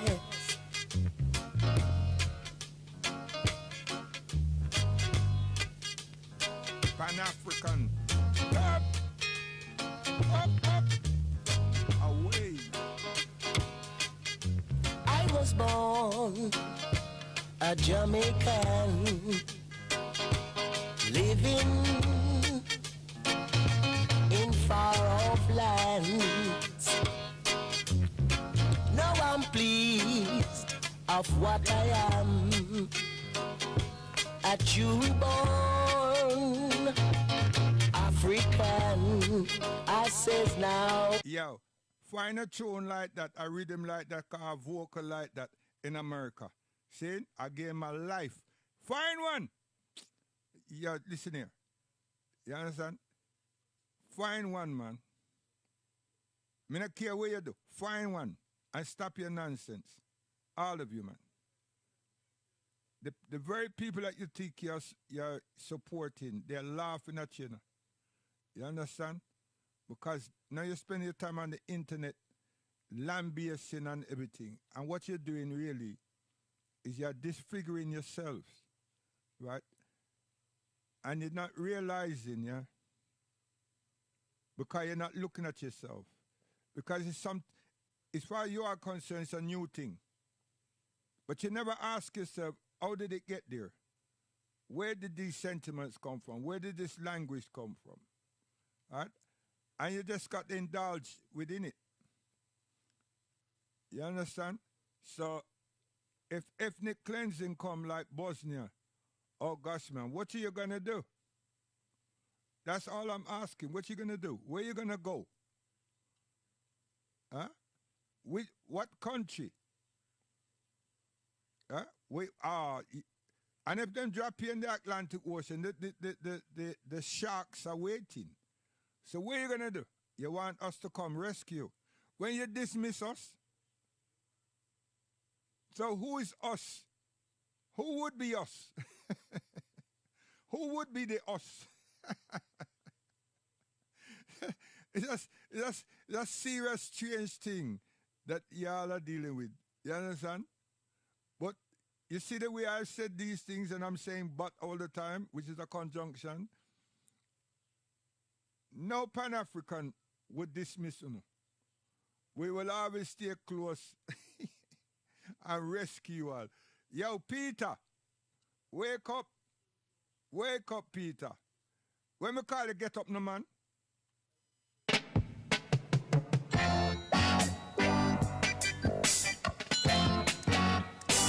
Sing. Boys understand something. Stand for attention. Think you where you come from.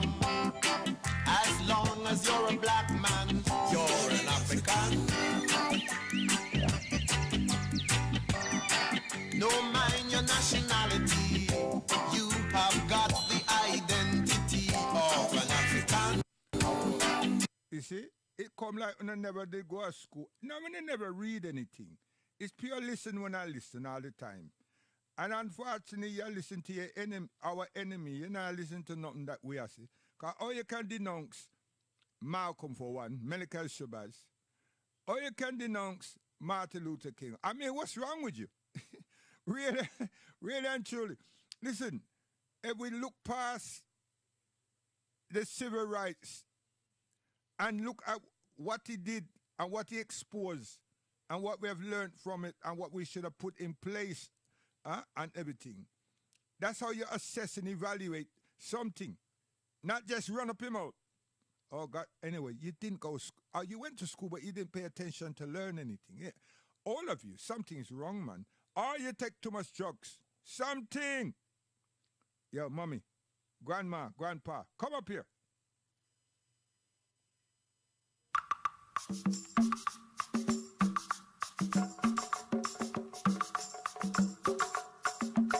Right here, two more rhythms and we got all my better things. Oh, mama. Grandma,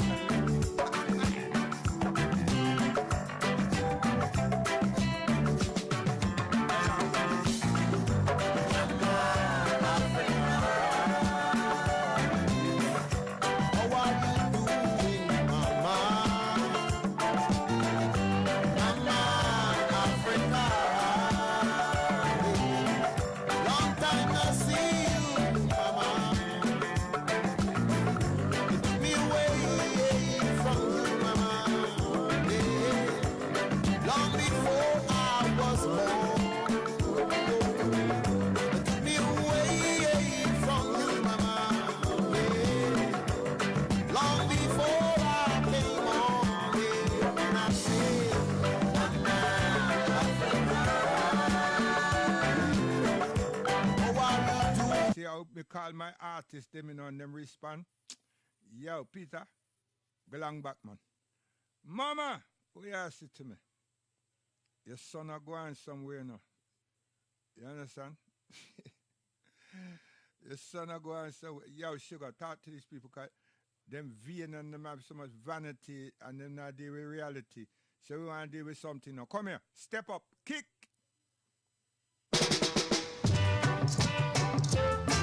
There is a message in Yo, hold up.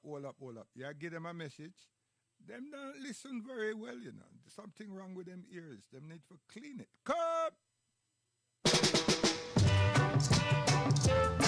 There is a message in what I've got to say to you. Old King Cole was a merry old soul. A merry old soul was he.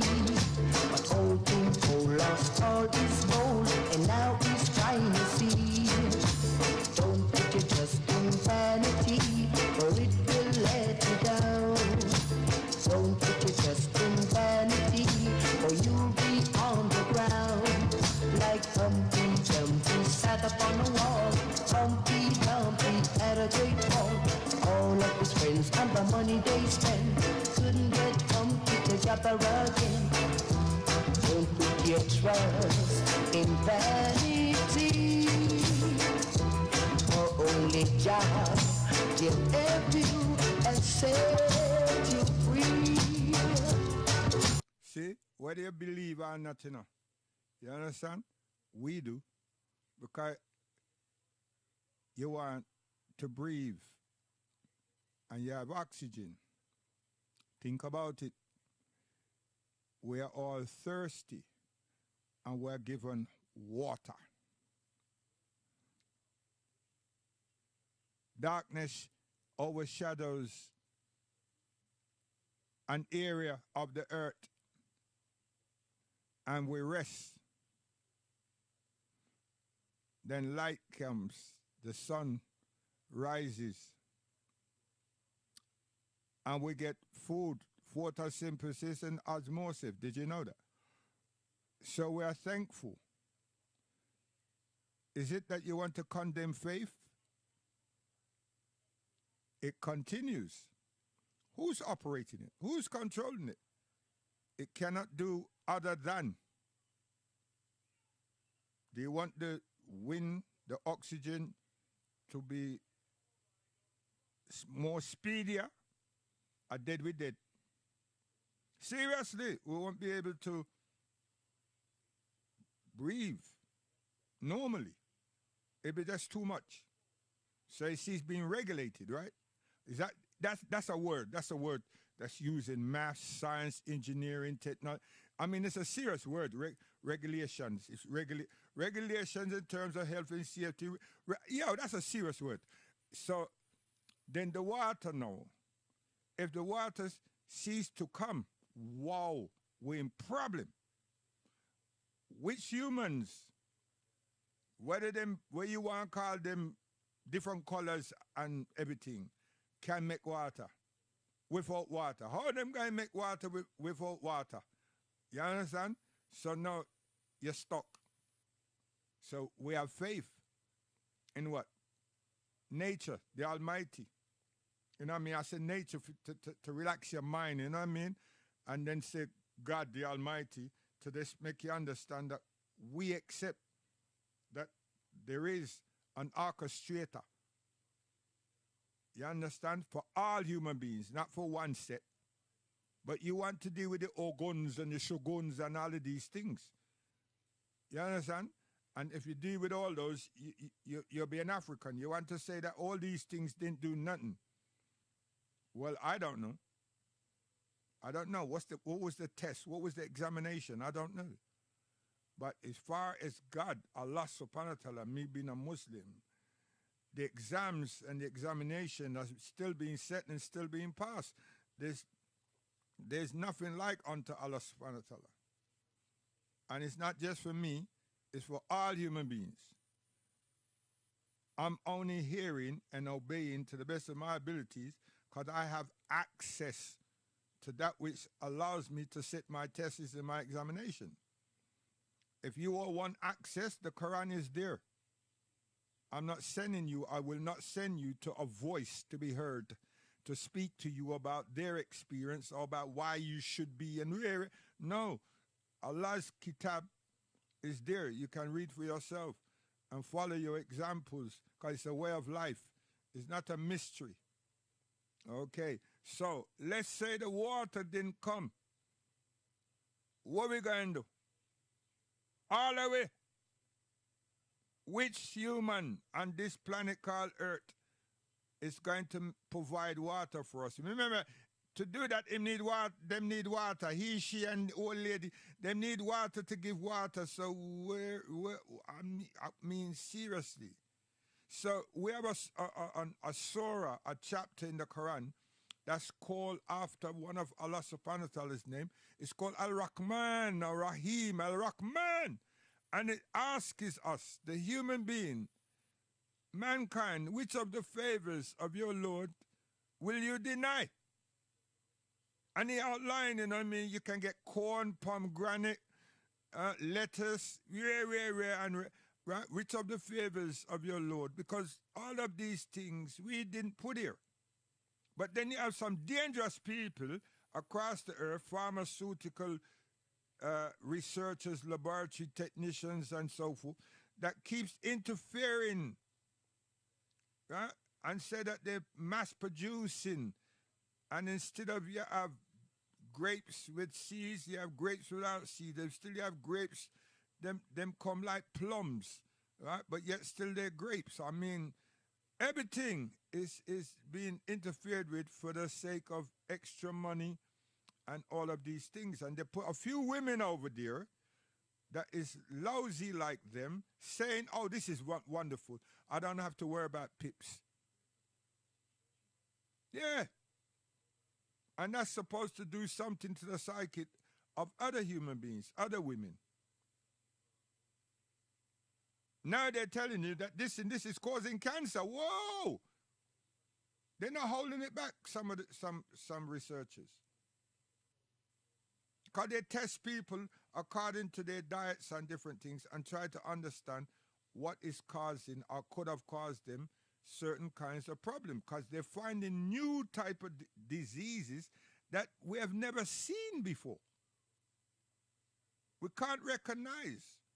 The body's being totally distorted. Not disjointed, distorted. That's like a sound. The balance weren't balanced and everything. So you have a distorted sound. Nobody now really work with that. People frown at that. But now our bodies are rebelling. And the physicians are saying, wait, what is this? They don't even have a name because, wow.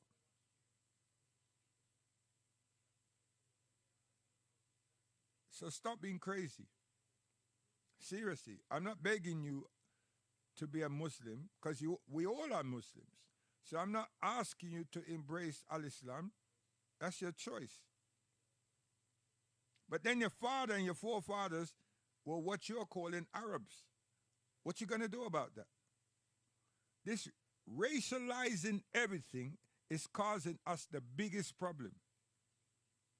Somebody's written something in 14 something, and you're having this something here, something now saying it's from that time. So it had to be written because there were no printing. So you're trying to tell us, because someone is telling you that they use the word Negroes. That is a lie. Then they're saying that they use the word black. That's a lie. Then they're telling that they had this ethnicity division. It's a lie. The people didn't live like that. The people didn't have these disparities. It's a lie. Now you put it in today's thing that we get to understand this man with his racial disparities, and so on.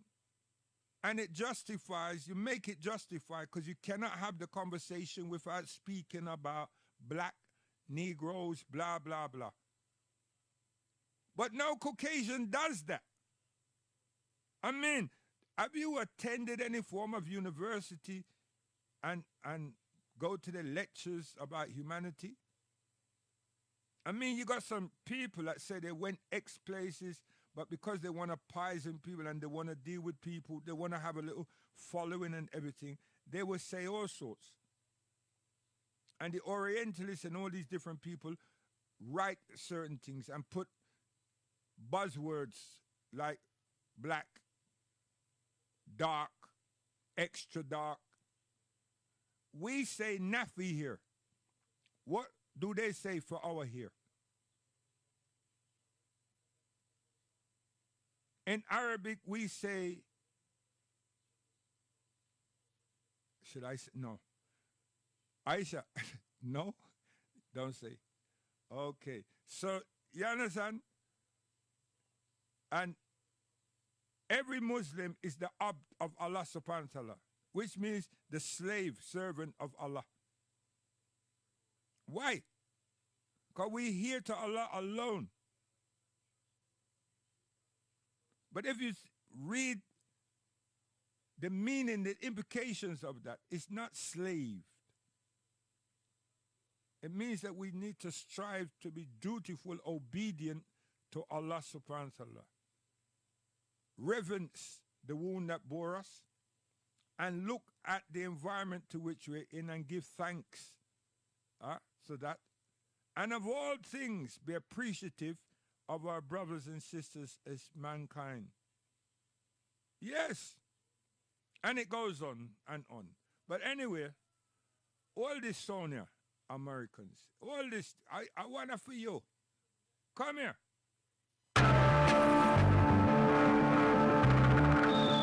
Listen lyrics. Listen carefully, listen carefully. I want you to listen very, very carefully. Just because we're black, they say we are slaves. Speak of righteousness, they say we are praise. Yo, should I get a Grammy Award for being so smart? Yeah, man. Sometimes it's too smart for my own good. Am I smart? Am I clever? Am I... What am I? I mean, smart is as a cunning accolade, you know. So I'm not smart, right? Yeah, we need conflict managers. You understand? Seriously. We need to stop being manipulated. We need to understand the key to life as a tribe of people is influences. We need to understand culture. We need to understand influencing and influences. We need to know these things that we can put aside tension, despair, poverty generate conflicts and psychological tension due to the lack of financial insecurity. Yes, so they see some of these people and branch out, speak up loud and everything because they've been promised or they've been given some kind of financial, and them feel good because they feel that they've been recognized. You understand? So people who are living in who have poor living conditions and everything, those people suffer with stress, anxiety, and depression. Them see their lives as hopeless and their surroundings. Get them now and tell them about Hebrew Israelites, this, that, and the other, and so forth. Then you're doing something for the system. It is being repeated over and over and over and over again. Elijah Muhammad came, recognized that with his administrations and everything. And then when Malachi Shabazz came out of jail, he was most fitted for those purposes. Because if you listen to him carefully, he was not the norm of the nation. It was about the welfare and the development of us. Removing stress and anxiety and depression. Removing toxic environments. removing poverty, even though we're living in a poverty-stricken environment, removing hostility from among ourselves and looking to see who are the perpetrators of hostility. Did you recognize these things? I was meant to be saying that yesterday, and somehow the voicing weren't recorded. I don't know if I pressed the wrong button, but something didn't happen. And I hope today it has happened. But I've written it down so I'll be able to repeat it again and again and again, because it is in my heart, mind, soul, and body, and I live most of it. Yes, I've lived most of it. You know? So we're still looking at community infrastructure development, i.e. education, i.e. health, i.e. housing, i.e. Supermarket chains, and most importantly, the medical facility. And we have got a lot of economical-minded people out there. It is to try and develop trust and Pan-Africanism within them, so they see themselves as part of a family and not because of what they know to exploit the family, because we don't know what they know. You see, that mental disparity is a serious thing. Pan-Africanism is about zapping that. That's what it is, right? And my take at my age is to advertise trust, not unity and all of that, trust, because we've been under meltdown, we've been manipulated, we've got a lot of cowboys, we've got a lot of scammers, we've got a lot of problems. But if we can develop trust, I feel that we'll be back. We'll be back. We didn't go nowhere, but we've been manipulated. Sad to say.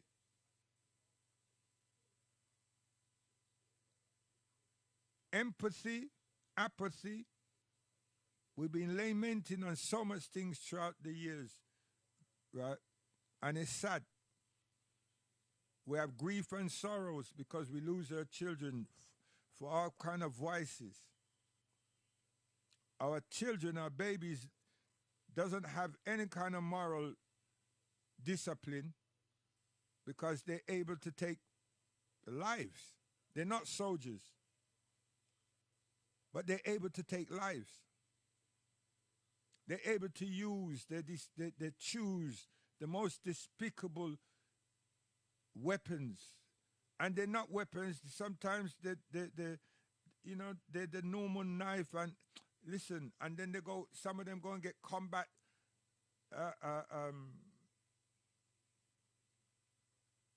arms. And that comes from not being parentally supported. So now they're there with the Xbox, this, that, and the other, and they get fascinated by the behaviors. And in these multimedia thing, they're cartoons, they're sketches, not real life. But now they come to exemplify the whole thing, and they don't have any fear, any feelings whatsoever. That's a sadness on us. We're not really looking at ourselves, because you're saying you don't have no faith, which is just God and all kind of stuff like that. But then you're worshiping Jesus. You're worshiping the same people that set the trap. You believe in them and you seek them for a way out. And they're the ones that's creating the toxicity and continue to do so. And lack of self-preservation and Pan-Africanism any your thought, you're not referring to the best of yourself, which is your immediate family and your external family, to seek solutions. Not arguments, not debates. Because if I have children and you have children, but to your duties are doing such and such, then I am my brother's keeper. I can only tell you that I can do so much throughout the week. So then you find another person. So we're helping each other to the best of our abilities and our convenience. Pan-Africanism, that is. Where a people, our culture dictates these things. But what are we looking at, culture? We're looking at plain amusement. You're not really expanding culture in the true sense of the word. But then you want to talk about other people when you're not really understanding what culture is and not looking and learning about ourselves as a people. Ourselves from the continent, not ourselves in the diaspora, because we're the offshoot of a people who have been victims. Victims. And as victims, what have we learned?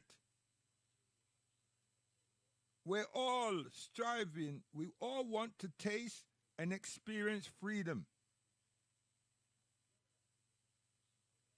Our lives is about hostilities and trauma, because it's another people's system that we're embarking upon.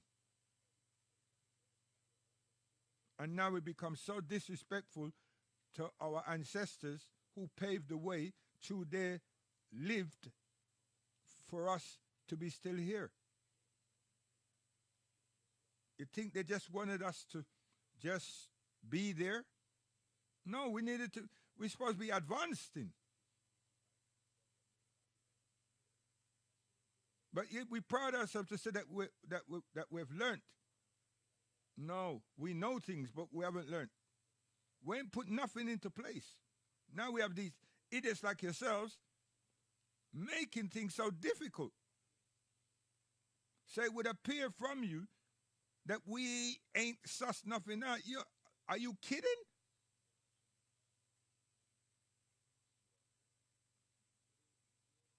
We have crossed many hurdles. But these people understand a lot.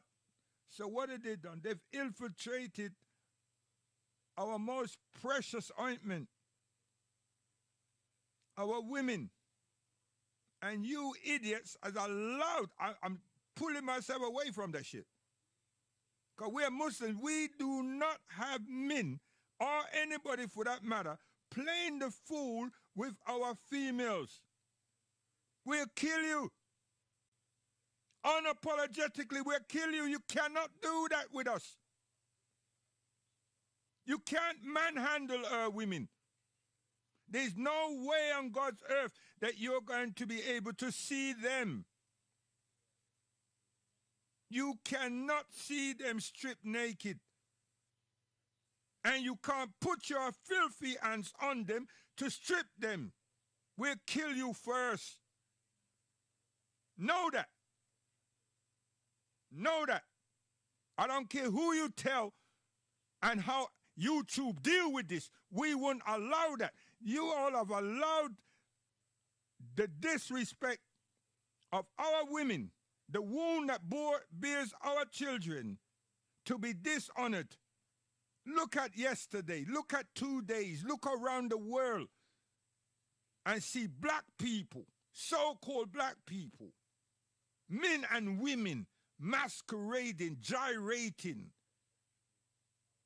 all about the place. And Canberra's no shame, no pride, no respect, no dignity, nothing. Nothing. And the very people that you're skinning with and everything, they say, we got them. We got them. We didn't have to do a lot. We got them. Look at them. North, east, south, and west, everywhere. Everywhere. Everywhere. Everywhere. It's sad. Real sad. Real sad. Young women, all kind of women, all kind of ages. All kind of ages. Anyway, guidance, we're gone. Mighty Diamonds, come up here. Identity. Stop it. Come.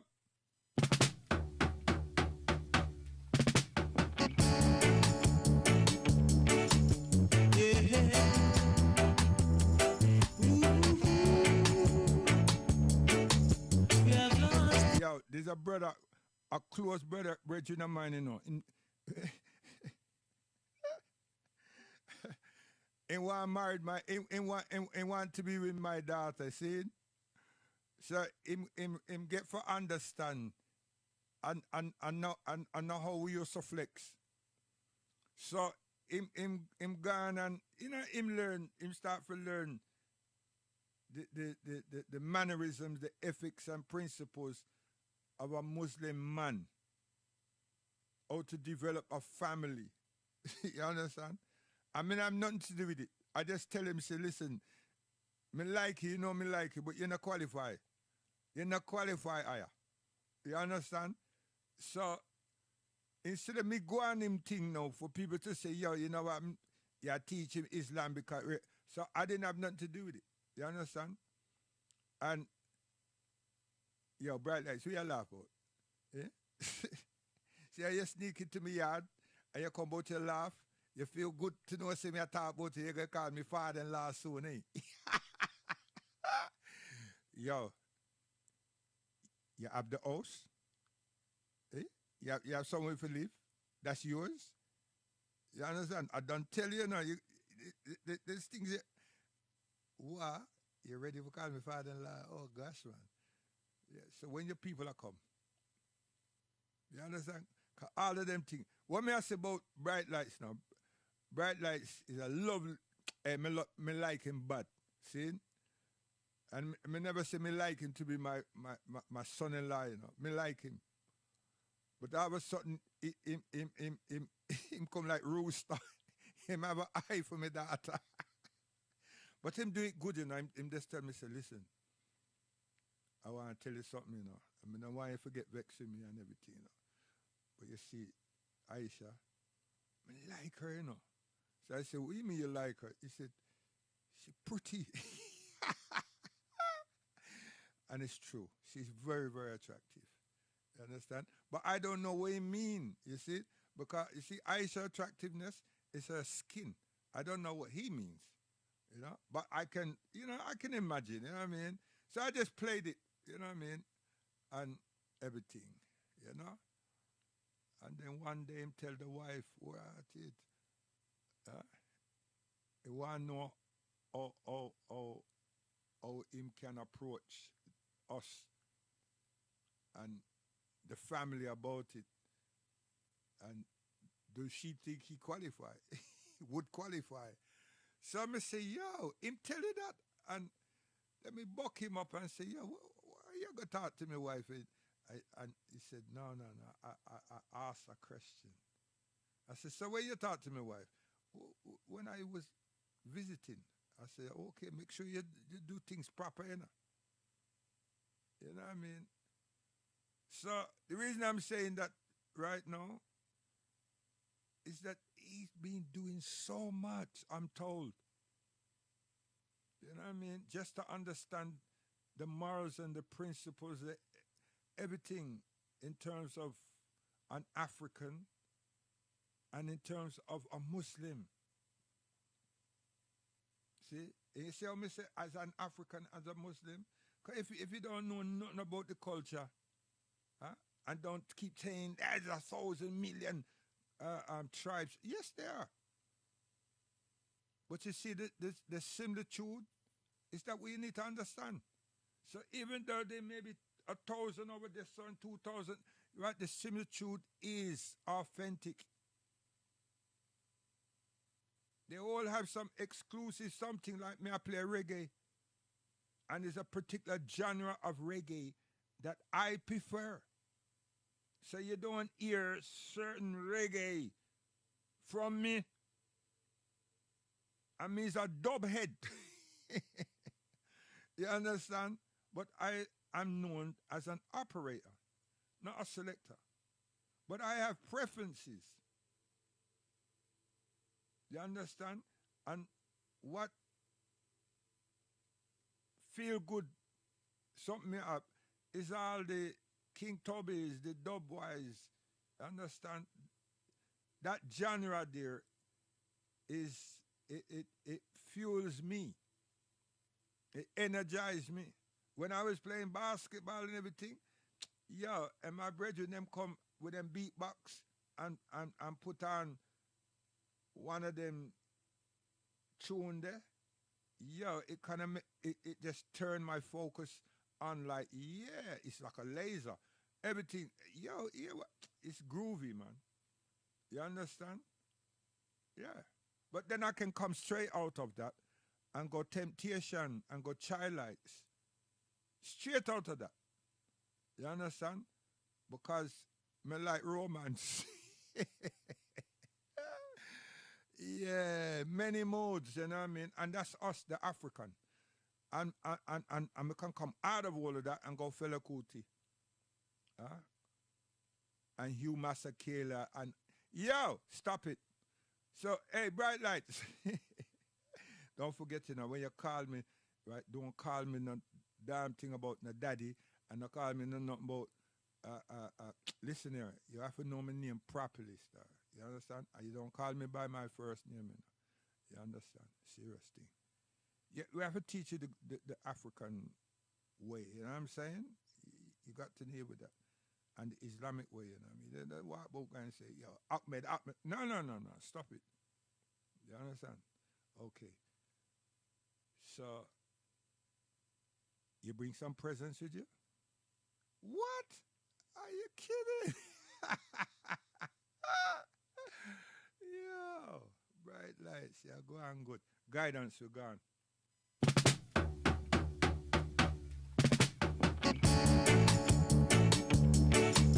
Oh, you think say Aisha is 9 or 7 or something? Mine when a businessman. Right it. Aisha matured long time.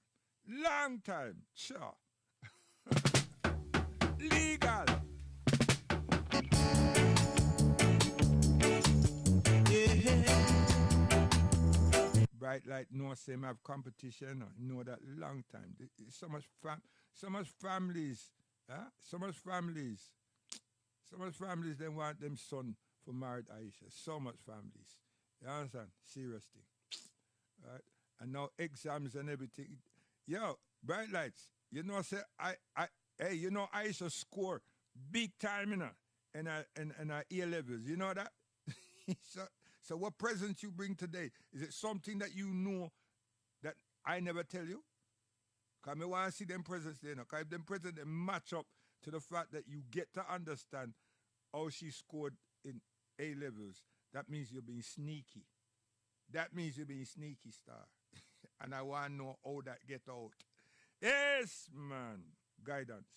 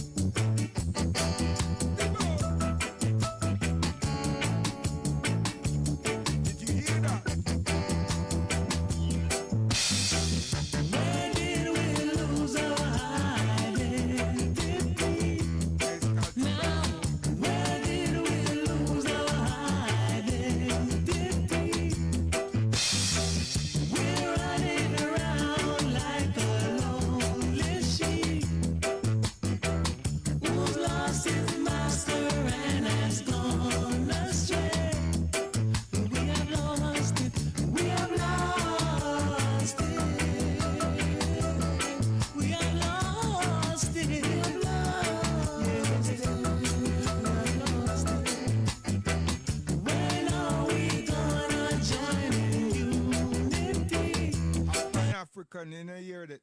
You understand? We join in unity every time. Come!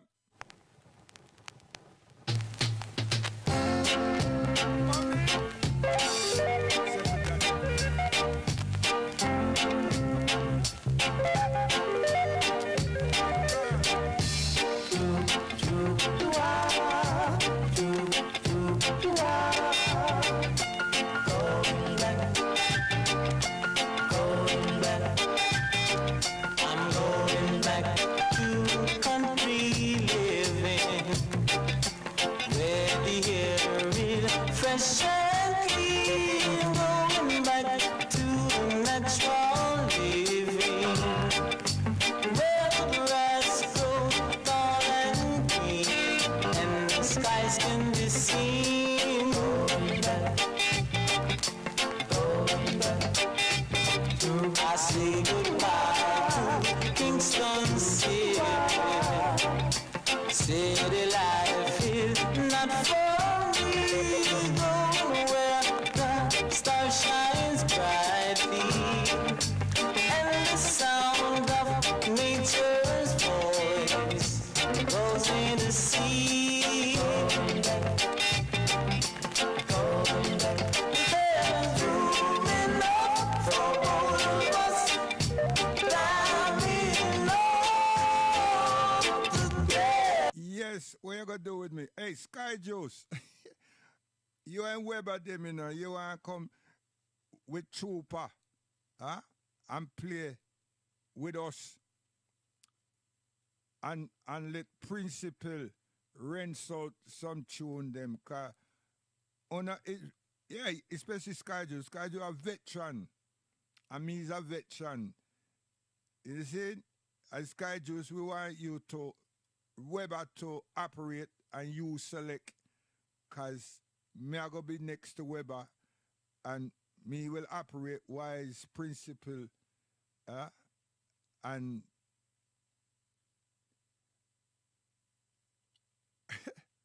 Maestro select. And maybe it not maybe the Maestro of him platform that man. Cause when we go all the 70s all out are the Maestros. Two of them. Not even one, two of them. Cause Weber him can select two. You understand? And Ricky Trooper him represent Jamaica big time.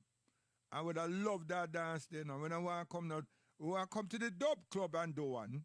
And then we want to invite come down. We are going to look for a sponsor and see if the sponsor will bring Cause we don't need no big name, Enough name big already.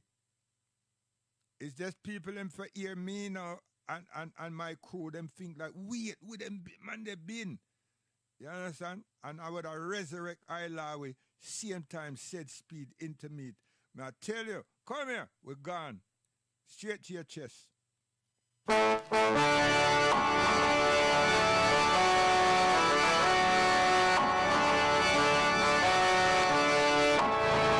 We can do it in Africa, You can do it in Uganda.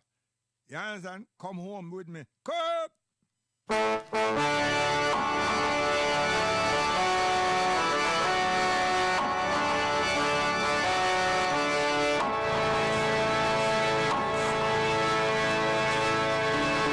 Soundboy, what you doing this in the program? You're going in the wrong direction. This is Operation Grand Slam. You're dead before you're born, boy. Oh God, and have mercy. Wanna hear me? Original band sound. See it, yeah. Say them a holler for me sound, them a jump for me sound, them a ball for me sound, them a mad over way. Holler for me sound, them a jump for me sound, them a ball for me sound, them a mad over we so sing. Do you think that soundboy should get a decent funeral? Elvis in the said no, follow me massive and cool. Do you think that soundboy should get a decent funeral? Elvis in the said no. Watch the ride, sound I go dead. That is what the president said. Hills run red, that's all. Me say sound I go dead. That is what the president said. You coulda cry, you coulda please, someone you coulda beg chop. You coulda hide under your mama bed where you go. Draw you out and bust your head and then we full you up a copper and we full you up a lead. the state of the art. Bad boy sound, we no take back sound, I go dead. That is what the president said. You coulda hide, you coulda please sound, why you coulda sound. Electrifying. So we are say guidance to God. Yeah.